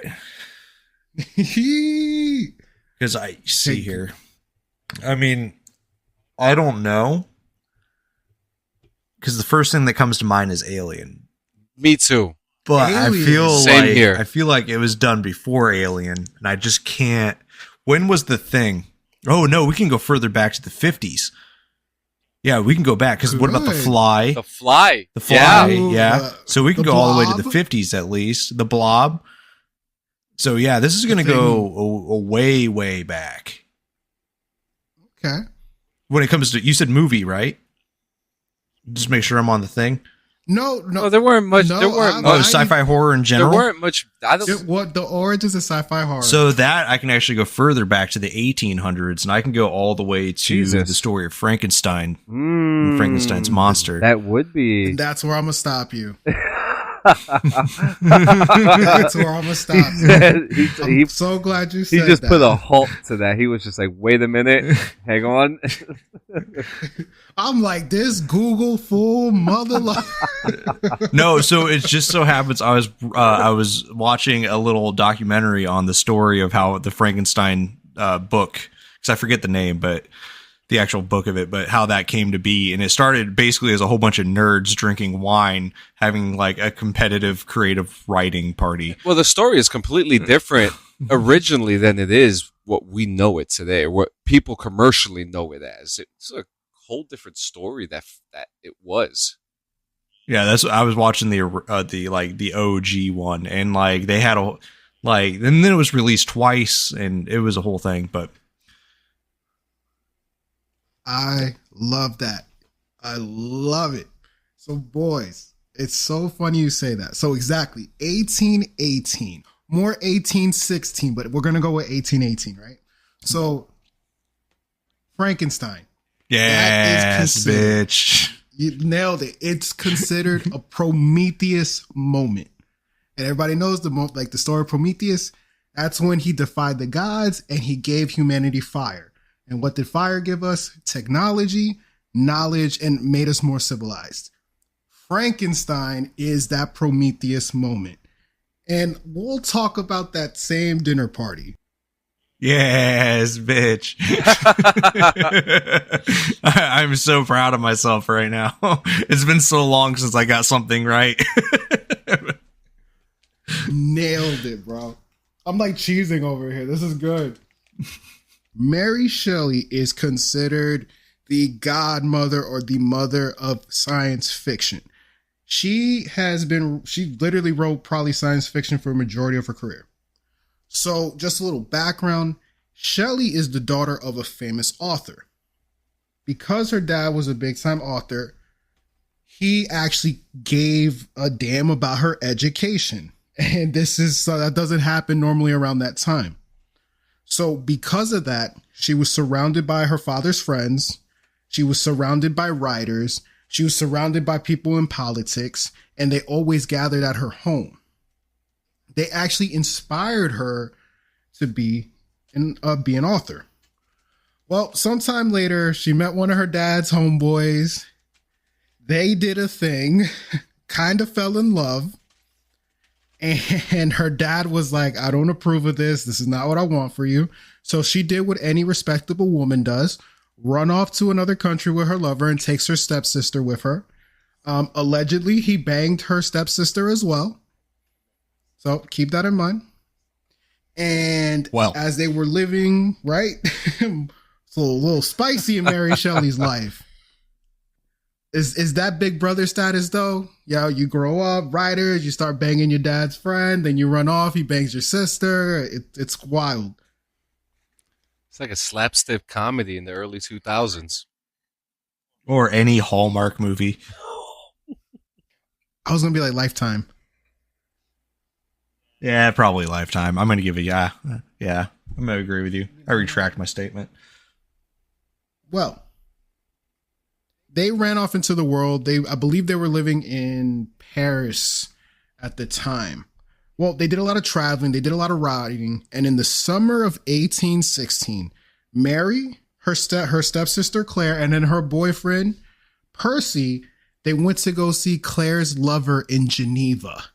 And boys, his name was Lord Byron. So they were having a good time. They was chilling up in his mansion. And he was like, hey, we should play a game. Like Brandon said, it was a late night. They were trying to write the best ghost stories. And after they got finished writing, Lord Byron proceeded to put the smackdown on Mary Shelley, allegedly. Oh, wow. And that's how Frankenstein was born. So, yeah, there you go. Yep. It's always a good story when such good stories are made. Yeah, then she went to people pressured her to finish like writing it. Like actually flush it out. Good. So she did. She released it under a pseudonym, and then 2 to 3 years later, 8 years later, she released it under her actual name with a few changes and updates. Why did she use a pseudonym? I can't remember. Man. Yeah, that was part of it, and then some. Oh, yeah, because of the horror aspect of it. She didn't want people knowing it was a woman because she didn't want people like thinking of her in a negative light. It wasn't so much it was because she was a woman, so she had to hide it. Yeah. It was more so respectable. It's not a woman written by or a thing written by a respectable woman, as I recall. That's interesting, but I could be off. I did not know it went to that. Very interesting. Yeah. Now, fun fact. Yeah, and then like one of the main changes was like she made it so like the main couple of Frankenstein, because the whole story of Frankenstein is being told as another story, like another person telling the story, and then the guy's writing down the story. And like the main change was the love interest was no longer the main dude's cousin.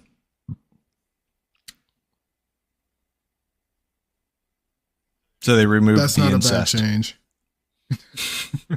So anyway, what? No, man, no. That she wrote 2 more sci-fi bangers that a lot of people don't know about.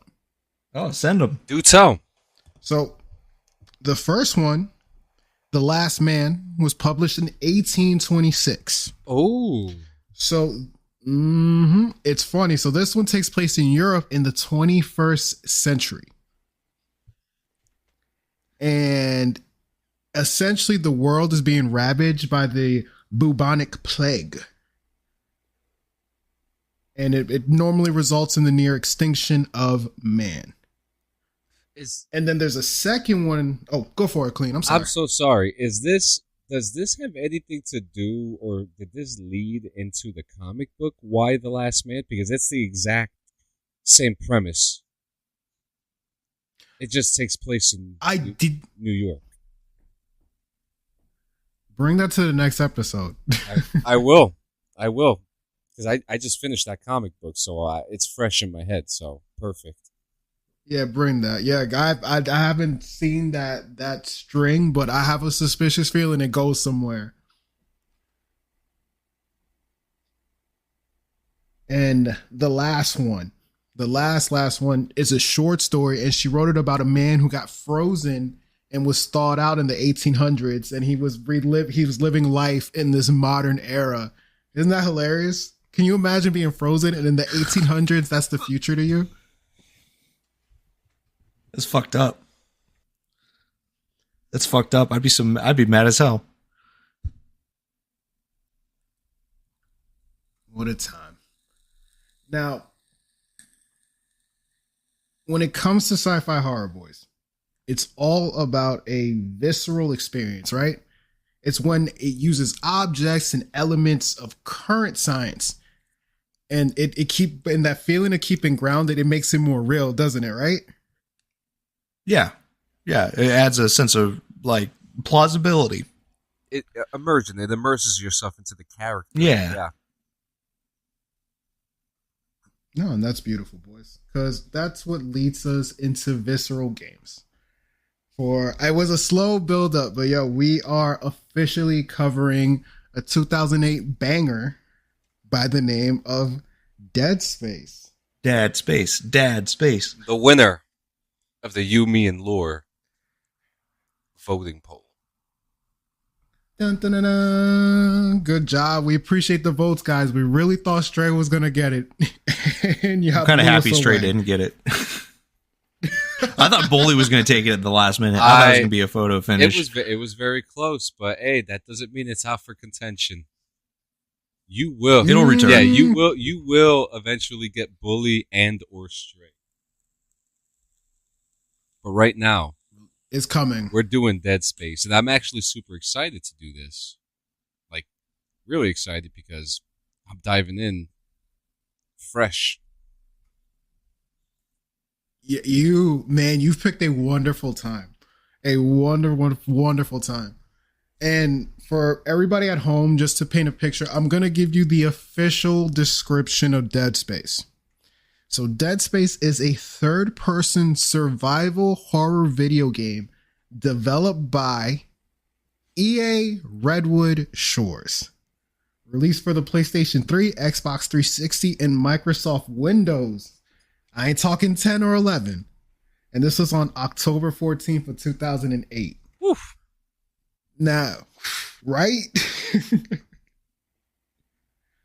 The player takes on the role of an engineer named Isaac Clarke who battles the polymorphic undead species called the Necromorphs on board a stricken interstellar mining ship named the USG Ishimura. And then fun fact, Ishimura translates to Rock Village. Now, before we talk more about the game, boys, we are going to talk about the studio. Now, little confusing. I just said Visceral Games, and then I just mentioned EA Redwood Shores. What does that mean? A merger? A merger. Buyout? No, neither. Subsidiary? That doesn't come till later. That was my next one. Oh. Subsidiary was my next one.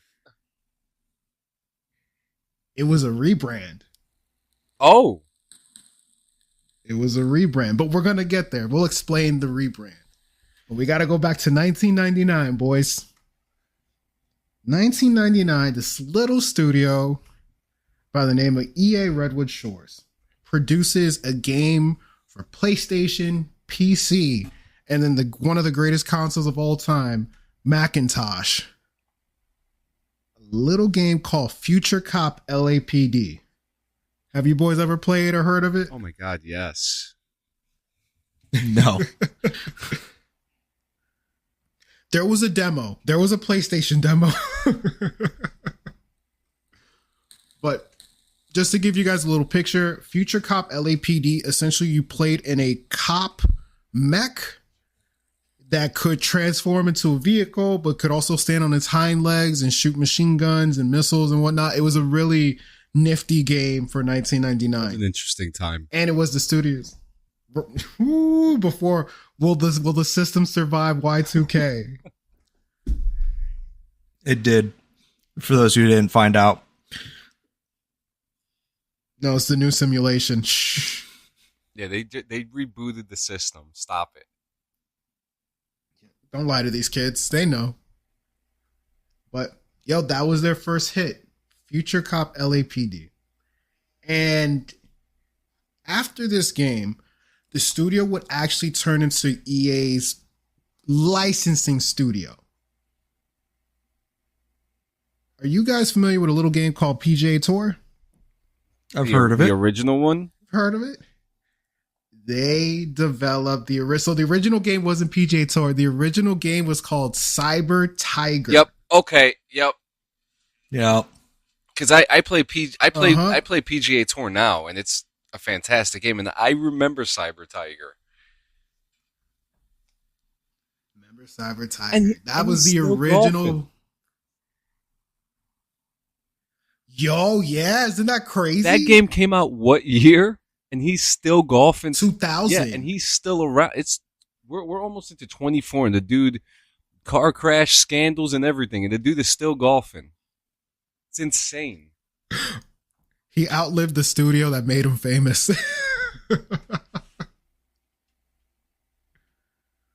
But so they given us that classic that everybody knows and love.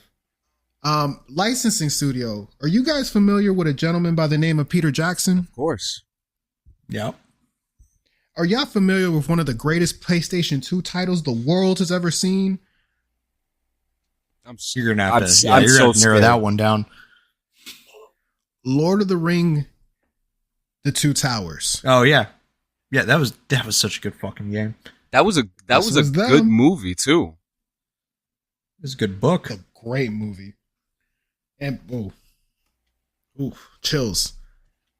And they also gave us Lord of the Rings Return of the King, where we saw like the first implementation of like game engine, cinematics into film, and then from film back into game cinematics into gameplay. And they took it another step, and they gave us the Lord of the Rings RPG, The Third Age. They also gave us The Godfather and The Godfather 2, also EA Shores, and there's a reason we're mentioning them.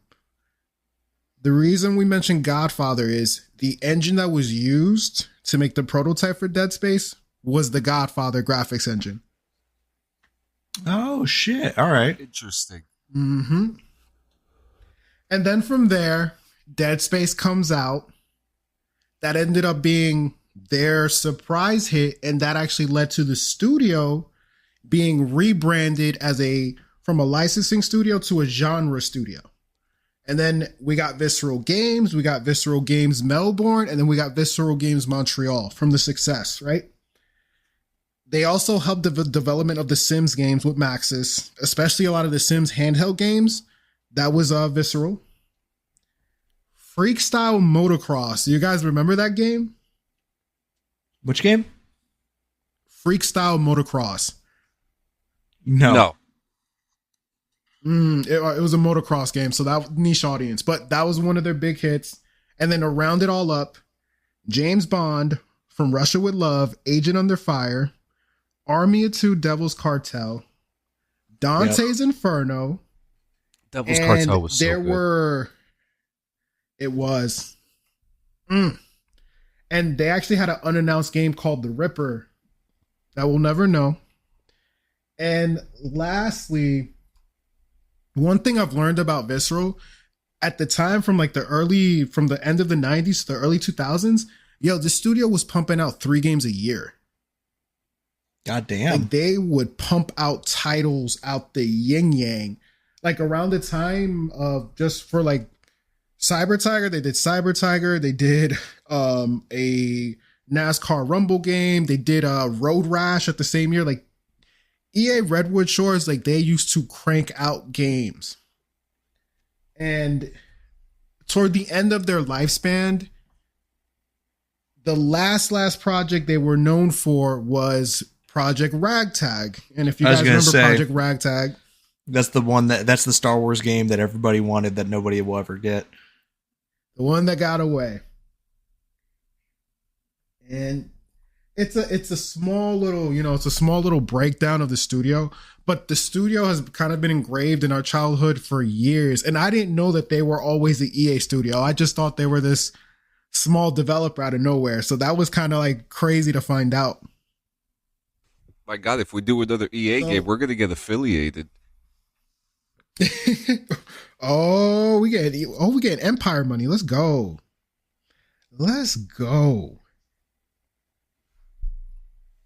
Now, a little bit about the studio. That's covered. Now we can finally get into Dead Space.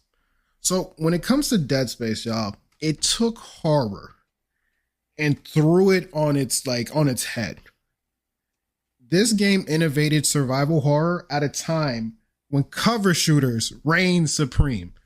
Do y'all know where with the top heavy cover shooters? 2008. At the time? Just off the top of your head. Yeah. Gears of War. Easy. Yeah, that was going to be my first. Answer. Yeah, that was going to be my first answer too. And then the other two, very easy at the time in 08. Very easy too. I can't think of it at the time. What about you, Clean? Wait, you're saying Gears of War? I can't even think about it right now, and I know I've played that probably every single game in that genre too, and I can't even think about it. The all-time multiplayer favorites: Call of Duty and Battlefield. There you go. I wasn't even going like with the cliche answer. I was thinking more like Medal of Honor or something, you know? No, it's 2008, man. This was their prime. And mind you, the three we just named, that's nothing compared to all the games that released that year. Nothing compared.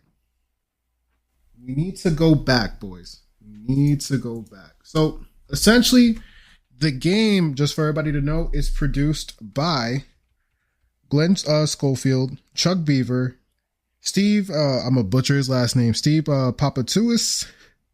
Paul Mathis is the designer. Programmer is Steve Timpson. Artist is Ian Milham. Writers. This is important. So the writers are Warren Ellis, Rick Remender, and Anthony Johnston. And if Warren Ellis sounds familiar, he was the gentleman who wrote the awesome Netflix show Castlevania. The new one? Oh. The newer one? Yeah, the one on Netflix. He wrote it. The guy who wrote the script for Dead Space is the guy who did Castlevania. That's cool. Look at that game. That's really cool. I wouldn't have guessed that in 100 years. Right? Oh, and last but not least, composer is Jason Graves. It's said that he gave the soundtrack credit to another person, I believe by the name of Don Avica, but it's said Jason Graves produced all the music in the game, composed and produced it all by himself. And a little fun fact, when they were looking for the composer for the game, like midway through development, he submitted a demo that was based off The Shining and got the job. Oh, wow. And where was his career at when that happened? Are you aware of that? So, Jason's career in video games, it starts back in 2003. He did The Hobbit. Another one you guys might know. 2006, he did Star Trek. Let's see. 2006, he did Blazing Angels, Squadron of World War II. Oh, so he has a decent resume. And up until that, his resume was formidable enough for people to know who he was and for him to get the job. Yes, if you love Fear 3, he did the soundtrack. If you love Far Cry Primal, he did the soundtrack. He did the soundtrack for Until Dawn, another awesome horror game. Oh, he literally does the soundtrack for all the Dark Pictures. So that's his style. Oh, Brandon, sit down. He does the soundtrack for Warframe. Oh, get the fuck out. Bro, I can't. I'm all the way out there, baby. He does Warframes as well. So that's pretty cool. Other than so he is particularly and preferably known as a video game music composer. Mm-hmm. That's really cool. So there's a lot of rich history in the development of Dead Space. And Dead Space, boys, is what Dead Space essentially was going to be a unofficial sequel to System Shock. So when Glenn and Chuck were thinking about the game, they were trying to pitch it as System Shock 3. I could see that, to be honest with you. Dude, it was a widely popular game, and it got sci-fi horror like perfectly at the time. But there was a little wrench in the plan, right? They wanted to do a System Shock game, but number one, they weren't the original team. And number two, how could they elevate the game? Because that's the biggest thing, right? If you're going to make some kind of spiritual successor to a game, how do you take what was done and elevate it? But something beautiful happened in 2004, boys. Something that would change the course of sci-fi horror history. And it all took place in a little island called Japan. 2004, a very special game drop that completely changed survival horror. It was the first horror game to give you over-the-shoulder aiming. Boys, do you know what that game was? Give me a hint. The original horror game that we all played. Resident Evil? No. Oh. Resident Evil 4 came out in 2004. Oh, damn. Wow. Yup. You feel old yet? God damn. Okay. And little quick bio, y'all. Resident Evil 4 follows the story of Leon Kennedy on a mission to rescue the president's daughter in a remote village somewhere in a Spanish country. And things are not what they seem. But it changed horror, zombie horror, survival horror on its head. You could finally aim over your shoulder. It added like an action dynamic to the game. The game was still scary, but it was more fast paced. It wasn't that old school stop, slow aim. It was on, it was pretty much go, go, go. It was go-go horror, is the best way to put it. And that blew Glenn and Chuck, it blew their mind. They went from like, we want to make System Shock 3 to like, how do we make Resident Evil 4 in space? And how do we make it scarier? So Dead Space is pretty much a Resident Evil 4 clone. So imitation is the best form of flattery, boys. It is interesting. You know, the different influences that come from these genres and where they take in it's what the artists do, and there's even a chance that even maybe some of those developers even came and worked for Dead Space, probably, you know, with their experience of Resident Evil and other games. So it could be a long shot, but could be a shot that it's possible, right? So they held on to the idea, right? So in 2006, they finally get the chance. EA is like, hey, y'all can make a game. And they're like, we want to make this game in space. And they're like, EA was like, how do we know we want to do this? Resident Evil 4 made tons of money. Do you want to make tons of money? And EA was like, get us a prototype in a couple days and we'll think about it. In a couple days? Yes, so it was pitched in 2006. They were given 3 months to create a prototype. So the Dead Space prototype is made on the original Xbox hardware. So essentially, we could have been playing Dead Space even earlier. Wow.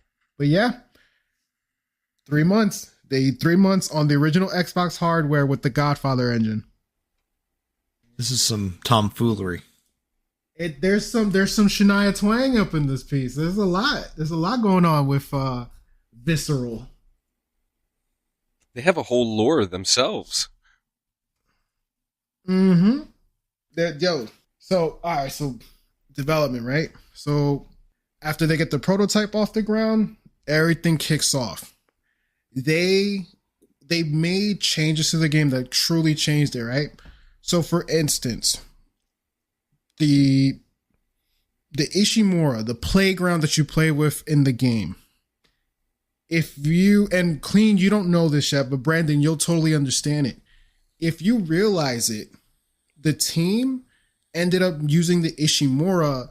The Ishimura is pretty much the mansion in Resident Evil.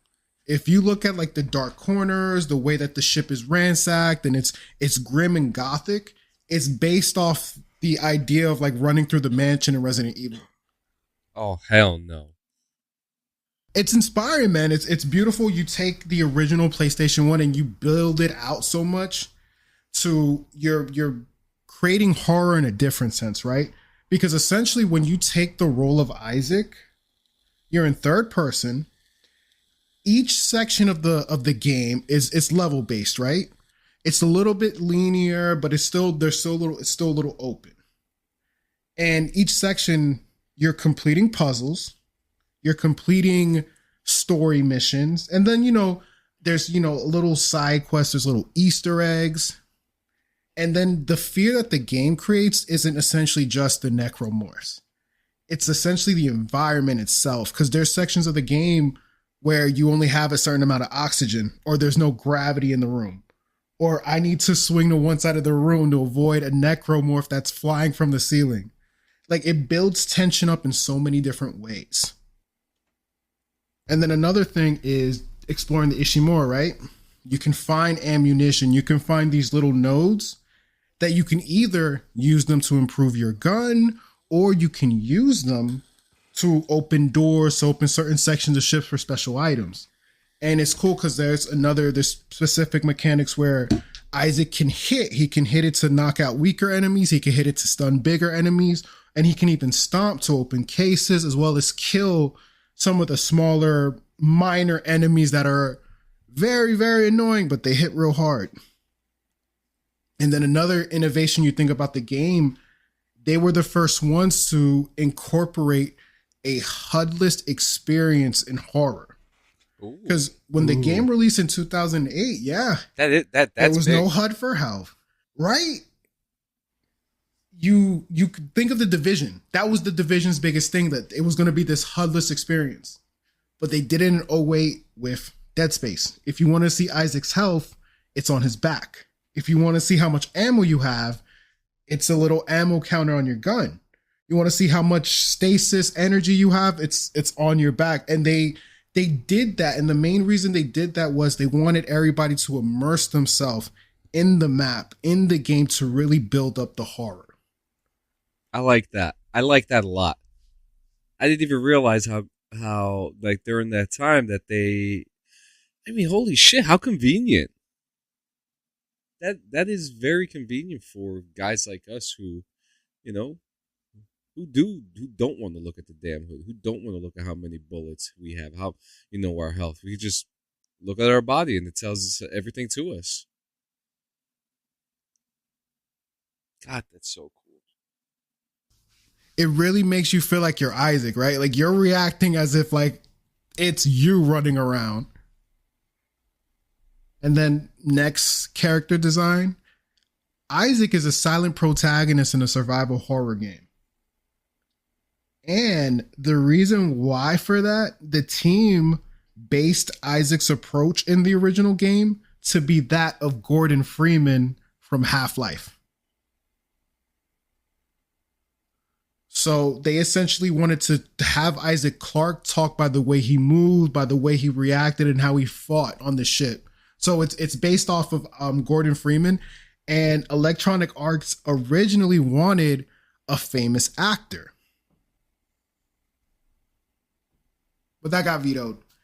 And it's another thing that it got vetoed but didn't stay. They actually wanted to set the game on a it's funny you mentioned that. We're gonna talk about that. They wanted to set the game on a prison planet. Oh my God. Any of this sound familiar? It rings a bell, but that's it. What about you, Brandon? No, I'm gonna take a back seat. I don't know why I feel like Wesley Snipes or Sylvester Stallone were in some kind of like Space Joe movie or something back in the 80s. I don't know why I feel like that. Carl Urban. Carl Urban. It's yeah, close. It has my man from Justified in it. What's the plot to Calypso Protocol? Don't ask me. Don't ask me. I couldn't tell you. All the leftover ideas of Dead Space is the original idea for Dead Space is pretty much Calypso Protocol. Oh man, are we going to get into that? No, not anytime soon, but at some point, if the people want it. The next innovation, and this is probably the biggest innovation in the game. And this is what the development team coined it. Tactical dismemberment. Oh. Dead Space is the first game where headshots are bad. Literally a headshot in Dead Space is the last thing you want to do. The game is incentivized for you to dismember the enemies. And you have to give it up to the team when they develop the enemy AI. Even though each section of the game is a level, the code or the script in the game has it set where you're not going to know when the necromorphs are going to come out and attack you. So just because you went through a section and made it through and you died and you think, oh, I know where everybody is, the game purposely makes it where that run that you just survived, if you have to do it again, the necromorphs will not come out of the same spots. Generative. I like that. Mm-hmm. And if you dismember them, depending on what body part you dismember, it changes their whole combat stance as well. So very, very clearly ahead of its time. That's 2008. 2008. Well, in this case, 2006, 2007 when they were developing. Yeah. Interesting. And then in terms to music and audio, when it comes to a lot of the audio for the game, a lot of it essentially, they took a lot of human noises like baby noises, adult noises. They would try to lower it to the lowest volume possible and then merge it with like an animal sound. There's a particular enemy in the game I don't want to mention yet that I'm really excited to talk about just because of I didn't think they would put that in a game, where they took that enemy and they put it with like a panther growl to make them sound more vicious. They actually went into cities to record subway noises, people noises. The guy composing, he made sure that when he made the music for the game, it wasn't like music for combat, music for boss fights.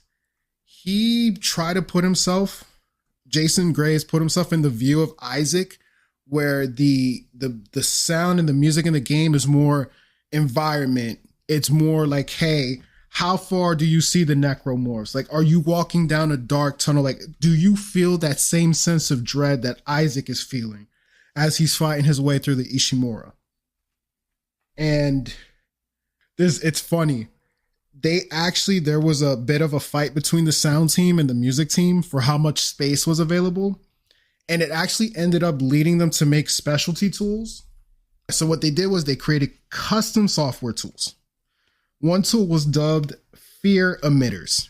And what it did was it controlled the volume of music and the sound effects based on the distance from a key event in the game or some type of necromorph attack. Another tool was Creepy Ambi Patch. It was a multi-track organizer of different layers of randomized internal sounds to make a big old dreadful sound for Isaac to hear while he's walking through the ship. And then there's another one called Dead Script. It's a scripting language they developed as a replacement for a sound language that was used in Spore. So there's a lot of jumping around, but essentially this game really led EA to innovate a lot of their tools. And I say all of this to bring us to one thing. What was the success of the game? The game was oddly successful. Surprisingly, the game wasn't a home run out of the park. After a couple months, the game does go on to sell a couple million units. The marketing for the game was amazing. They built out comics. They've dropped the film right after the game came out, but the film is now non-canon, and we'll talk about that later. Is it really? Yes, there's a lot of things that happened with Dead Space because some of the books are non-canon anymore. Interesting. I had a conversation with someone that they were questioning it themselves, but they couldn't confirm or deny. So that's good to know. That's good information to know. Yeah. So, and just downfall, the animated movie no longer canon. The first 2 books are no longer canon as well. The comic books, I believe, are still canon. But it should be those main things. But we'll talk about it when we get to those entries. But yeah, y'all. Just in terms of the score, 88, 86, B+, 7 out of 10, 88, 9 out of 10, 8.7. So the game was moderately successful, and then it went on to actually get a cult following. And then you actually find out later on, Dead Space 2 and 3, not successful. They sold well, but in EA's eyes, they were not successful games. And by Dead Space 3, it was kind of over and done. Especially that's when management was pushing for multiplayer for a broader audience. Yeah, during that time, multiplayer was hot. I mean, even... What year was this? Oh, wait, was it? Yeah. By then, for Dead Space 3, I believe it was like 2010, or even 2010, 2014. Yep, it adds up. Yeah. It adds up because that's when multiplayer was. I mean, even Killzone. If you guys remember Killzone. That's a game to cover. They started doing. They were, in my experience, one of the first games that went multiplayer too during that time, and whew. It was a big market, man. It was a really big market. We started getting all these new consoles that could connect to the internet. No one was using dial-up anymore. DSL. Everyone had a shark fin DSL router. It's a wild time. Oh, the golden age. Oof. But we're almost done, boys. Time for the part everybody's been waiting for. The lore. So just to paint a picture of Earth at this time, Earth has run out of resources.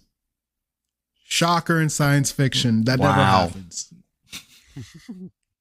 Essentially, that led to what was known in the 23rd century as the Resource Wars. Different sections of Earth went on to fight, and for whatever little bit of oil, water, gold, they fought for every little piece of minerals. Until eventually they broke off and were able to colonize space. But that did nothing because mankind has an insatiable thirst for resources. So that led to another resource war. But this time, intergalactic war. But boys, that all changed. Thanks to a beautiful, beautiful corporation by the name of Concordance Extraction Corporation. And they did something no one has ever seen. They built what would be known as a Planet Cracker class ship. Oh. The ship in question would be the USG Ishimura. Ishimura is the first planet cracker in the world. And what they would do is they would send these giant ships to crack asteroids, desolate planets for any and every kind of resource to quell this hunger. It was commissioned back in 2445 and it's actually hailed. This ship is hailed the savior of Earth. But by the end of this story, the irony. Oh, the irony. And that brings us to Isaac, for you see, about 6 months ago, Isaac had a beautiful girlfriend by the name of Nicole. The Ishimura is actually on its last mission before being decommissioned.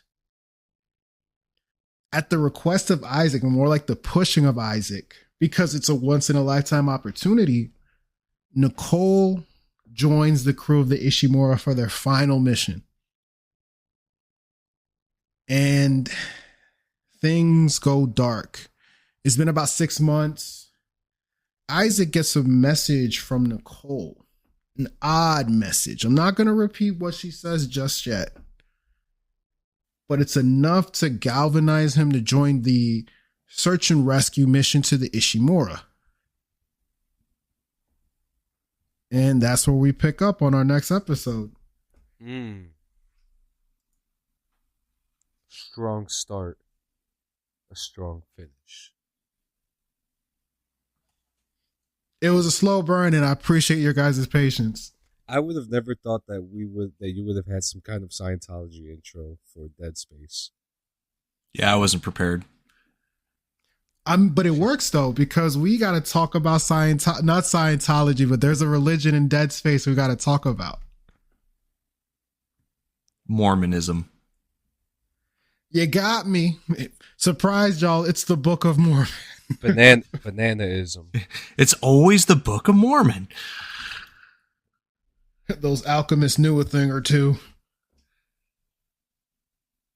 But y'all, what do y'all think? How y'all feel about going into Dead Space? Do y'all feel a little bit more knowledgeable? I'm excited. I'm ready to shit my pants. I'm ready to shit in his pants too. See, as long as you don't get it, as long as you don't get it on the side lip this time, we're good. Yeah, that was my bad. I'm glad you could oblige.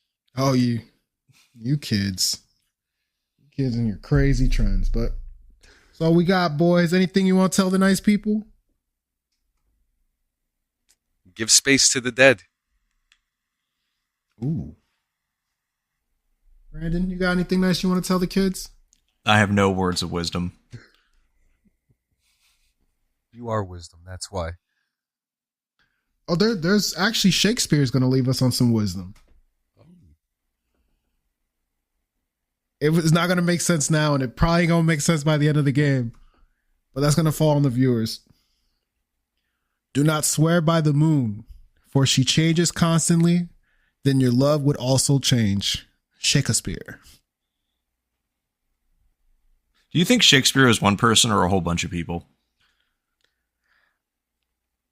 I think he may have gotten a little bit more credit than he probably deserves. I think there's a collaborative effort somewhere in there, at least in the beginning. In the beginning. Yeah. I don't know. Anyway, cool, man. I'm ready for it. It's going to be a good game. I've actually never played any of the Dead Spaces. So I'm completely blind. I know what happens in the third one because it was hard not to if you were a gamer in that era. But it's kind of like people who may have never played Mass Effect, but they know how it ends. Yeah. It's one of those. So I also... Yeah. I'm excited to see how we get there and the push for multiplayer. Yeah, I'd also like to add too that this game is all three games are on Game Pass. You know, you could download these games today. Ooh. You could play. You could let us know if you're playing with us and go along with us while it's on. But if you got $10 to spare and you're on PC or you're on the console, get yourself the Game Pass. No, this is not an affiliation. This is a suggestion for you guys to play Dead Space if you haven't played it before. If I could make a recommendation, if you haven't played Dead Space, if you want more of a narrative experience, the newer one is going to be best, especially because they actually flesh out Isaac. If you want to play the traditional version, and I can tell you, after 15 years, the original version still holds up. I can guarantee you that it still holds up. But I like that. Give us your Dead Space experience. But all right, boys, we're done. We're going home. We're getting off this rock. Gotta get off this goddamn rock. I'm trying to think of the movie. What The Rock? Was it The Rock? Wasn't it The Rock? Was it The Rock? Movie? We'll find about that. Find jail? out the next episode. Yep. It was the jail one with Sean Connery. Yeah. R.I.P. to the guy. Yep. Adios. All right. Later, y'all. Peace.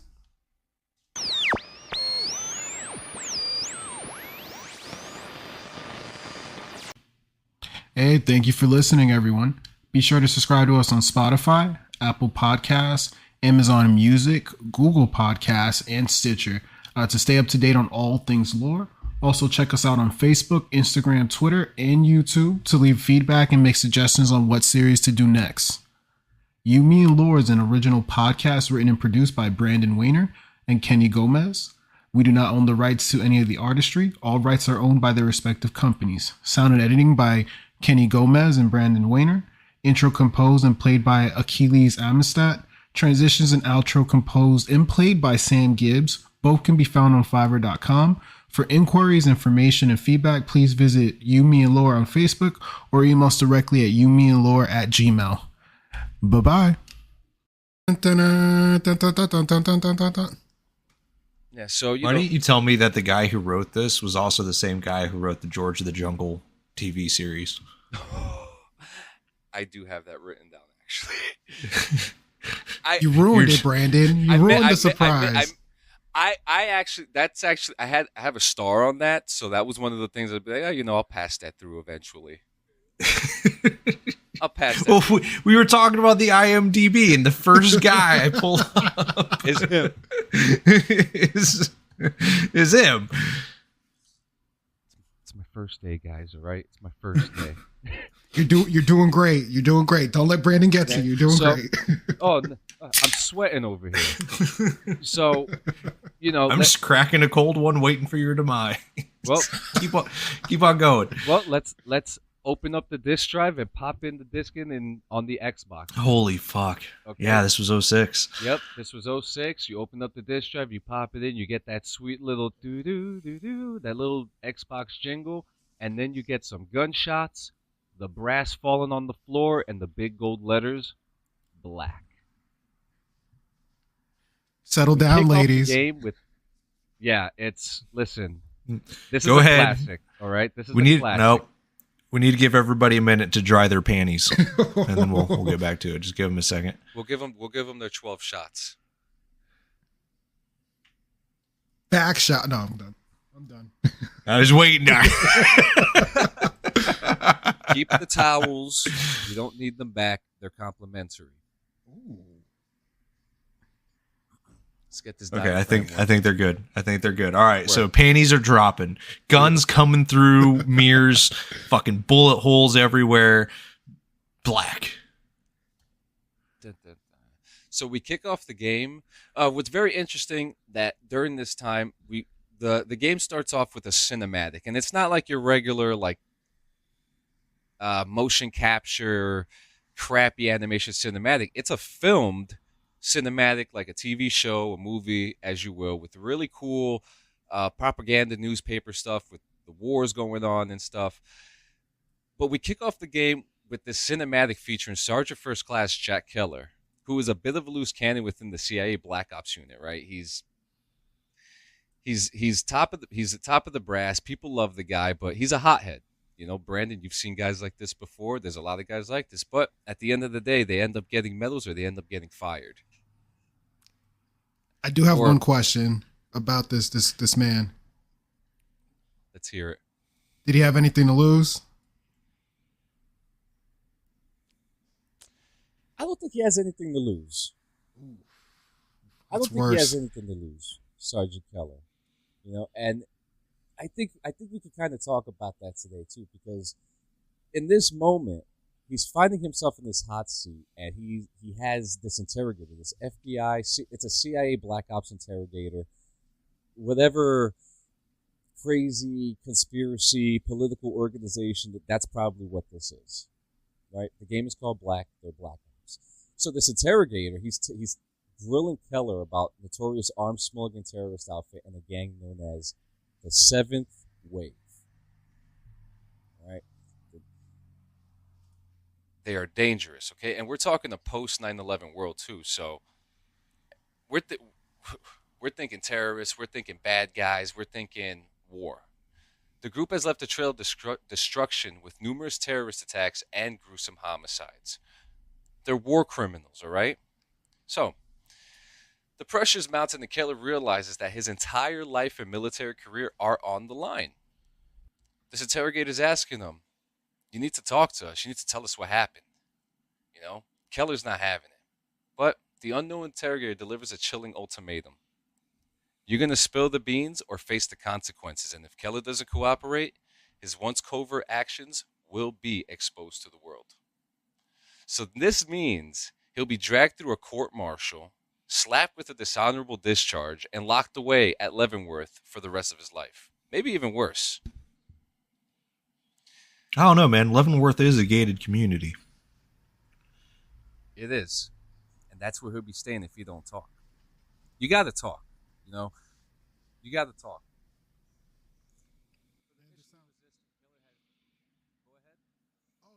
This sounds like the plot to Burn Notice. My man got burned and all his crimes came out. I was thinking it's like the intro to, when did Black Ops come out? Ooh. 2010, 2011? Yeah, it had to be. It was later. Black Ops was released in 2010.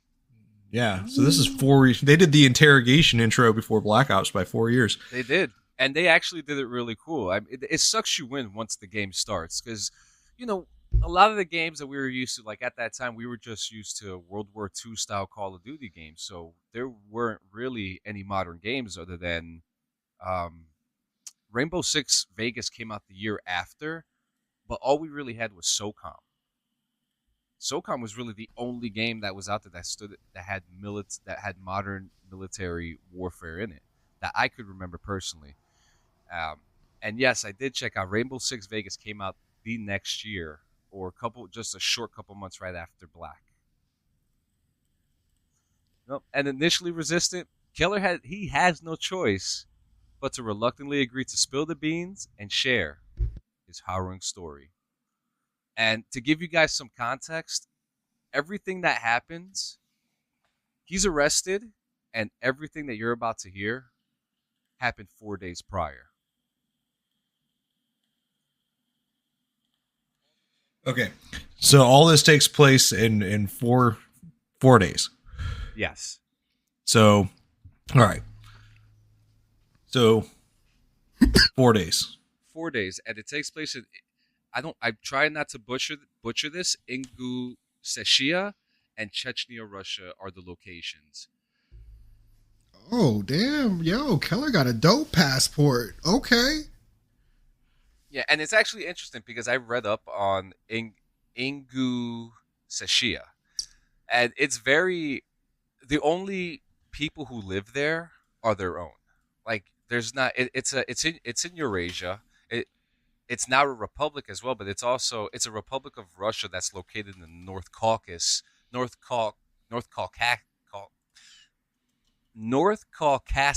of Eurasia. My God. No, but it's a very close community, and they're just for themselves, you know. There ain't nothing wrong with that. You know, it's just how it is. They're a very old culture. So now we're getting into the game. The game starts, and we're in the city of Verblenxt. I did look up some information. This city does not exist at all in the world. It does not exist. I tried looking for no meaning either. If that's what you were going to ask. Right? Okay.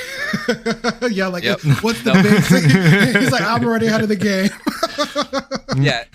I know you people. Yeah, there was no, and I thought it was so weird because like you see like Black Ops you mentioned, there was the level Vorkuta, and Vorkuta is an actual place in Russia where people were imprisoned. So I figured, you know, if we're in a post 9/11 world at this time, maybe Verblenxt is an actual city because it's no secret that bad things happen in that part of town. Isn't this when was the Patriot Act induced? Let's find out. I think 2001, 2002? It had to be 2, right? October I think it was 2002. 2001. No, 2001, the next month. Yep. Yeah, so we're 5 years into the Patriot Act. Yes, we are. So yeah, things are squirrely. Yep. So you start off. You start off with your weapon. You have a pistol in your hand in a small shack, and it says pick up a shotgun. And on the production note, the first thing that I noticed were the windows, and I just started blasting at the windows, like just started shooting at them because I wanted to see what the mechanic was like during 2006, and the windows shattered. I find little things like that pretty cool. So I thought that was a nice little thing to add in for during that time. The first objective that you have is link up with the Black Cell team. This is your squad that you're supposed to meet up with and save the day. Very simple. You have to. So you're going through these obstacles and you're shooting bad guys, and the first thing you have to do is infiltrate a museum where where multiple hostiles are holed up. They're in there. They're shooting up the place, and it's just very straightforward. This game is a run and gunner, and you're running and gunning, neutralizing the enemy reinforcements stationed outside and inside of the museum, and especially the adversary armed with. There's like it was a very strong automatic weapon. I couldn't confirm if it was like a machine gun because it seems like machine guns aren't even unlocked until a couple levels after you start the game. So we're gonna say it was a high powered rifle. Once you take all those guys out, party's over, or so you think. You go outside, there's a guy on top shooting you with an RPG, and I ran out of ammunition on my AK-47, so I used the pistol and I shot the guy, and the whole building blew up. Like it was amazing. Like it was Okay. Yeah. So we're a 1980s action movie. I like it. Yes, that's exactly I like what's it. going on. So once that's taken out, the tower detonates, and you apprehend the suspects belonging to the 7th wave. So now as the mission draws to a close, oh man. So, and this is actually, I love this part because you hear on the radio his leader saying, hold your position, don't move. And he's saying this as Sergeant Jack Keller is blasting through guys and going into a building. So it's this pivotal moment. We realize that Keller is going against direct orders, boldly breach the terrorist-held building. And just before this decision, you hear the onslaught from his command saying, "Hold your position, don't do this." We crossed the Rubicon. Yep. So now we go into a cutscene because for some odd reason you don't play this part. You see it.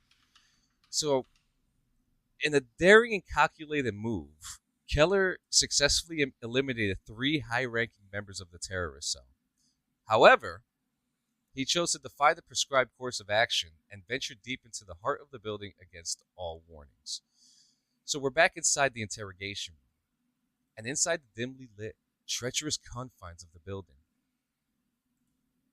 Keller explains that he was suddenly ambushed, catching him off guard, where the interrogator says he gets the drop on you. Yet in a twist of fate, this enigmatic attacker failed to terminate Keller's life. Why do you think this individual decided to keep Keller alive? Someone's about to become a patsy. I've seen this movie before, and it has Harrison Ford in it. Let me guess. It was the one-armed man, wasn't it, Keller? It had to be. That would make a better plot line. Oh, Such no. a better plot line. Oh, man. But it wasn't until this moment that Keller unearthed the shocking truth that his captor was none other than an American by the name of William Lennox. Before words can be exchanged, an RPG is hit in the building, and Lennox explains that a former covert operative with deep connections to the CIA had been presumed dead in Cairo, where he meticulously orchestrated his own demise. Astonishingly, it became clear that Lennox had ascended to the position of leader and mastermind behind the 7th Wave Gang, solidifying his role as the enigmatic kingpin of the organization. And this is a conversation that is going between the interrogator and Jack Keller. And there's a lot of questions and not enough answers. Not enough. I love this movie. I love it so much. They could really capitalize on a really good story here. Just fix it up a little bit. Give us some real world locations. Just give it to us and get a little grounded with the story.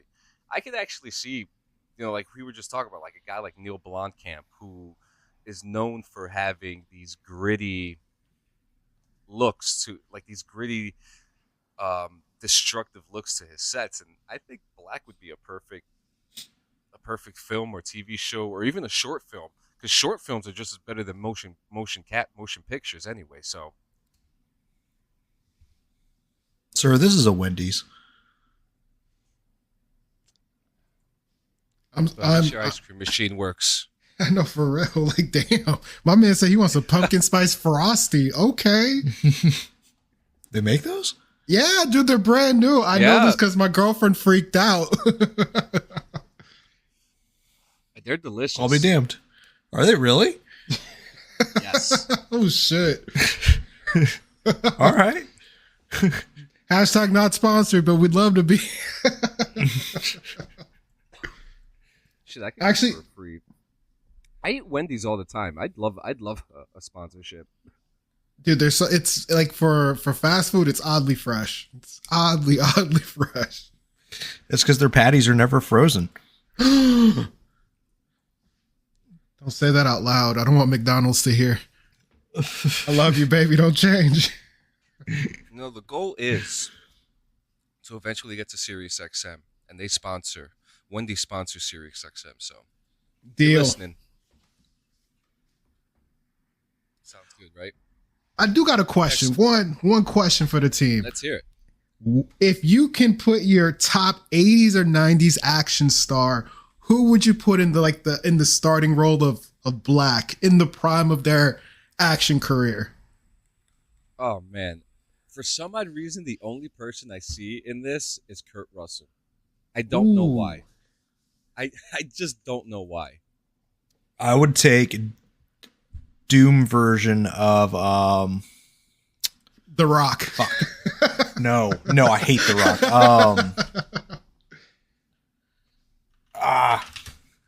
Carl Urban. Oh, that's a good choice. Yeah, young, you know what I mean? Young Doom era. You mean Johnny Cage? Homeboy's going to be very busy next couple of years. Yeah, yo. Which one? Carl Urban? Carl Urban. Yeah. Why? What's up? He's got The Boys and he's got Mortal Kombat. Yeah, bro. He's hanging out going with into Mortal Kombat? He's Johnny Cage. Get the fuck out of here.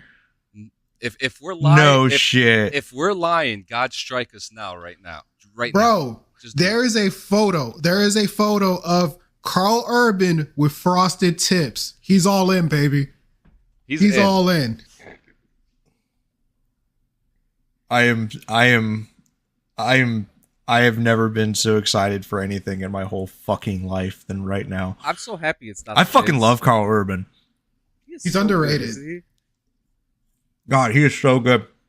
We talked about, like, Doom was a shit movie. It fucking sucked, but he crushed it. Let's not forget about, what was it? The second Riddick, Chronicles of Riddick. He was a bitch boy in that movie, but I really enjoyed him. He was tolerable. He was weird. He was also Dredd, which the movie wasn't good, but he was. The movie was not good. Yeah, he did his best. I said the cinematography made it look beautiful. It was a beautiful movie, though. And as small as his role was, I was very happy with him in Star Trek. I didn't watch Star Trek. What? The way he swears at Jim. God damn it, Jim. Carl, you would love the Star Trek film because you relate to Carl Urban so much. He's like, I don't want to do this shit. Fuck. All right, I guess I'm gonna go do this shit. And that's exactly how he is in the Star Trek movies. It's fucking great. And he does all right, I'll give it a whirl. Yeah, he does a really good American dialect too. Anyways, we're getting ready for the next mission.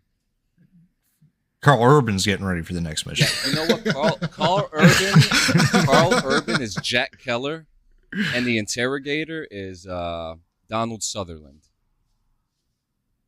Ooh. Father Sutherland. Hot diggity damn. Invasion of the Bodies. Ooh. Snatchers. Ooh. Yep, Jesus. Yep. Ooh. So we're going to the Trinesca border crossing, and we find out through conversations that Lennox is a wet work specialist. You know, the guy that let Keller live. Okay, so not a wet sport specialist. No, wet. I recently found out those are two different things. All right, you can't just drop that and not elaborate. Go on. Yeah, because this is I need some education myself. Just Google it. Just Google it. Wait, is it like swimming? Is that? No. Well, you know what? I'm good. I'm okay. Now I'm good. That's all. Thanks, Queen. You saved us. You saved us. Yeah. So, you know what? He was a wet work specialist, and the mission kicks off deep within the dense woods of Trinesca, armed with nothing but a suppressed Glock. Carl Urban has this Glock. Carl Urban has his Glock, and there's only like 50-something bullets inside of it when you start. Wait, can that be the name of the episode? Only? What? Carl Urban has this Glock. Yes. Can that be the name? It sounds like a Christmas song.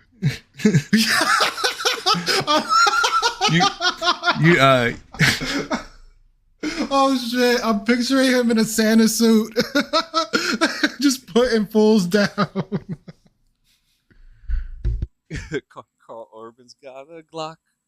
He's gonna put it in your Christmas sock. So, anyways, you have two choices to go. We're on to something. Yep, we are. You're on to something. So, when you start this mission, and this is another interesting feature in 2006, you have the choice to go into this mission loud or quiet. And I thought that was a very interesting thing. So you do start off with this suppressed pistol, but you do find a rifle inside of a building not too far away that you can use for long range shots. Really cool. But the primary goal is to infiltrate a compact enemy base to advance closer to the border.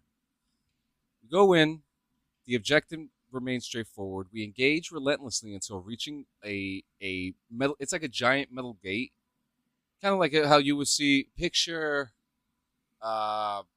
post-apocalypse, and there's refugee camps, and the refugee camp has a giant metal gate that protects the gate anyone from coming in and out. Make sense? Oh, ooh, okay. Are you describing a border crossing right now? Yeah. Yes. Like every border in the world. Yeah, literally. Oh, okay. Yeah. So it's a solid gate, and you pretty much have to get to that, and you need to breach it.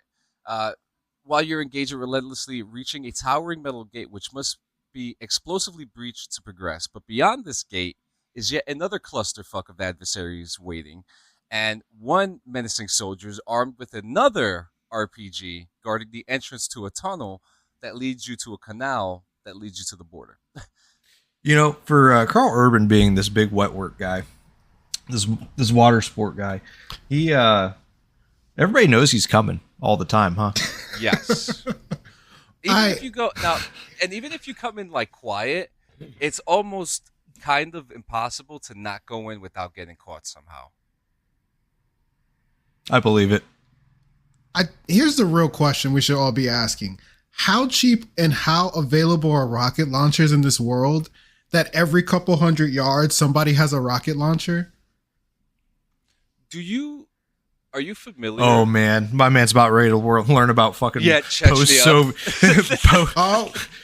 USSR armed status of the Do you know anything that happened in Chechnya in the early 2000s to now? The 2000s. Let's rewind it back to the 90s. It involves. I'm very aware. A lot of things in this world today involve. Yes, they do. And unfortunately, he is not your president in this game. I don't know why you said it like that. Who was the president in 2006? Who would be approving? Bush. Wow. George? Yeah. Walk. George? Yeah, Bush. Good old Bush. The left hand knows what the right hand's doing. You know, that's a hard one to forget. You can't forget Bush's run. That's a very hard one. No, bro, that's an episode in itself, and all the things he has said. Yeah. But do you would Bush approve a mission like this? Dick Cheney would. Dick Cheney.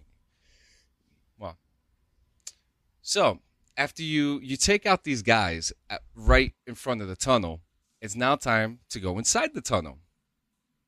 So as your journey continues inside this metal tube, you're teaming with more enemies to confront.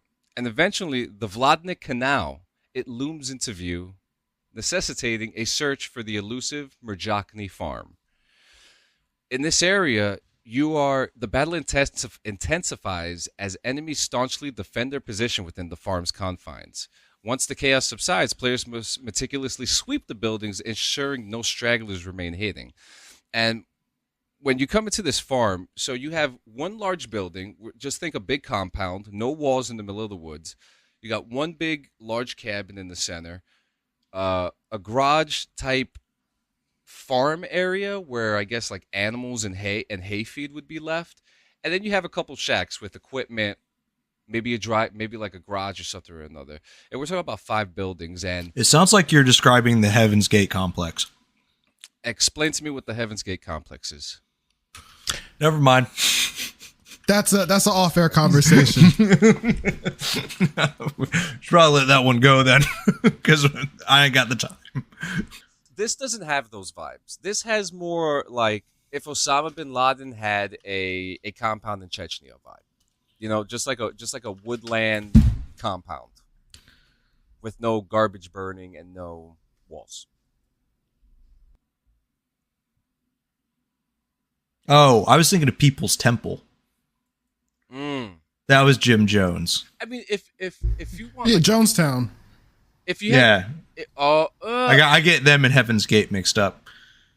Yeah, you know, because Jones was the one that he started shooting the delegates or the dignitaries or ambassadors or whatever. You know what, that look is kind of right. You know, we got a little bit like Waco size type area as well.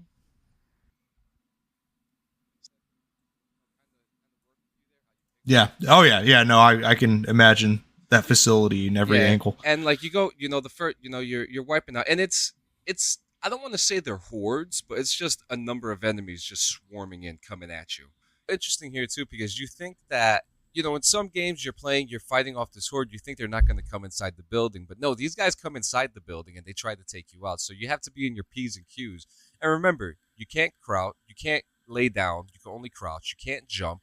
There's no like window hopping or dolphin diving or sliding or Fortnite jumping. Like none of that is happening in this game. So you're with a very light sensitivity, and you're pretty much by yourself. You don't have a squad with you in this situation, and so you have to watch your back. And as you take these guys out, you pick up your loot, the dust settles, an intriguing radio transmission pierces the silence. We are introduced to Agent McCarver, who says, "Bravo 3, this is 2-1. Hold your position. We're en route. Stand by." Hold your position seems to be a subject, and seems to be something that a lot of people seem to say to Jack Keller, apparently. And now, we're back in the interrogation room, where Donald Sutherland is probing Carl Urban. How did you know McCarver would have information on the American? Keller says, "I'm not sure I follow." Take a guess what the agent does.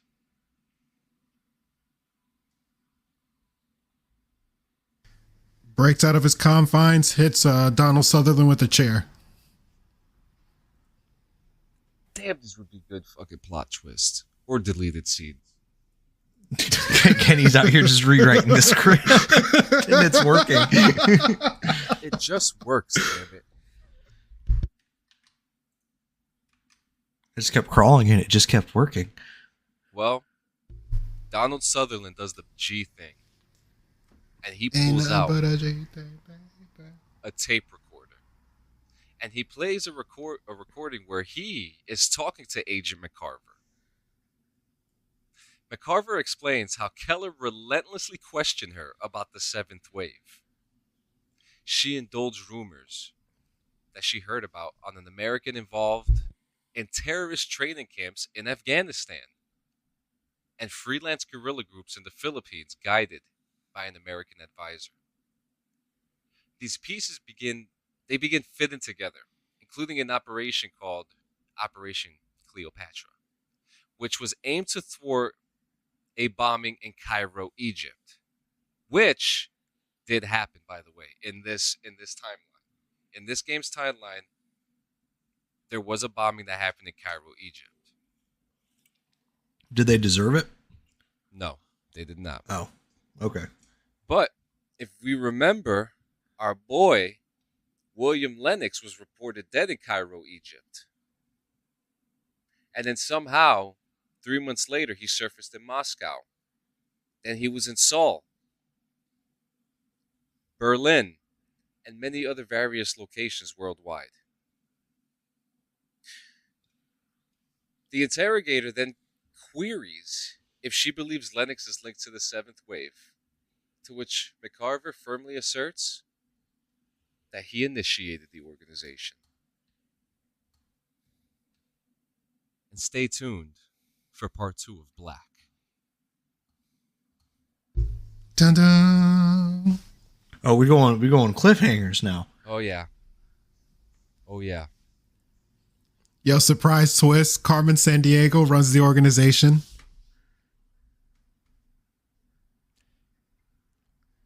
Why are you sitting here and not writing shit? We're still striking. We're still striking. I ain't striking. How come we don't have a Carmen Sandiego movie? There is. Who? There is? Isn't there? No. I'm pretty sure there was. No, we have. Or there's one coming up. No, I'm pretty sure there's like one in the making or some shit. No way.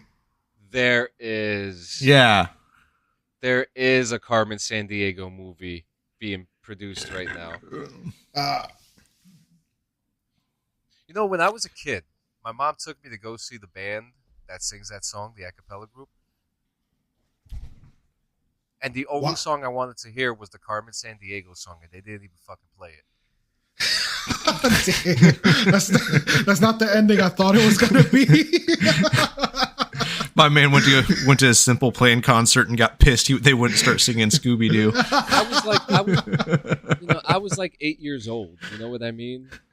I was 8 years old. I was like, oh, Mom, look, it's the Carmen Sandiego guys. Where in the world is Carmen Sandiego? And she was so excited. Tickets were like $15. She took me, and I'm like, well, where's the Carmen Sandiego song? So, I don't want to be rude, but don't a cappella groups take requests? Am I wrong in that regard? I don't know. I don't know. But I really hope you enjoyed this first part of Black. I'm actually kind of excited to go back and play more of it. So I'm balancing that between Starfield and going to balance that with Black right now. And I'm actually very excited to continue this.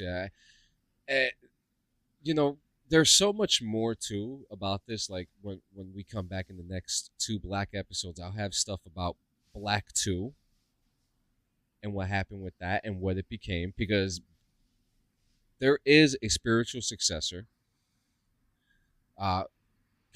Was there any controversies? Maybe or maybe not. I found one thing.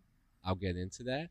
And, little trivia and things like that. Maybe we'll find some things that really correlate that happened in this game that happened in real life, and maybe it not being a completely fictional game.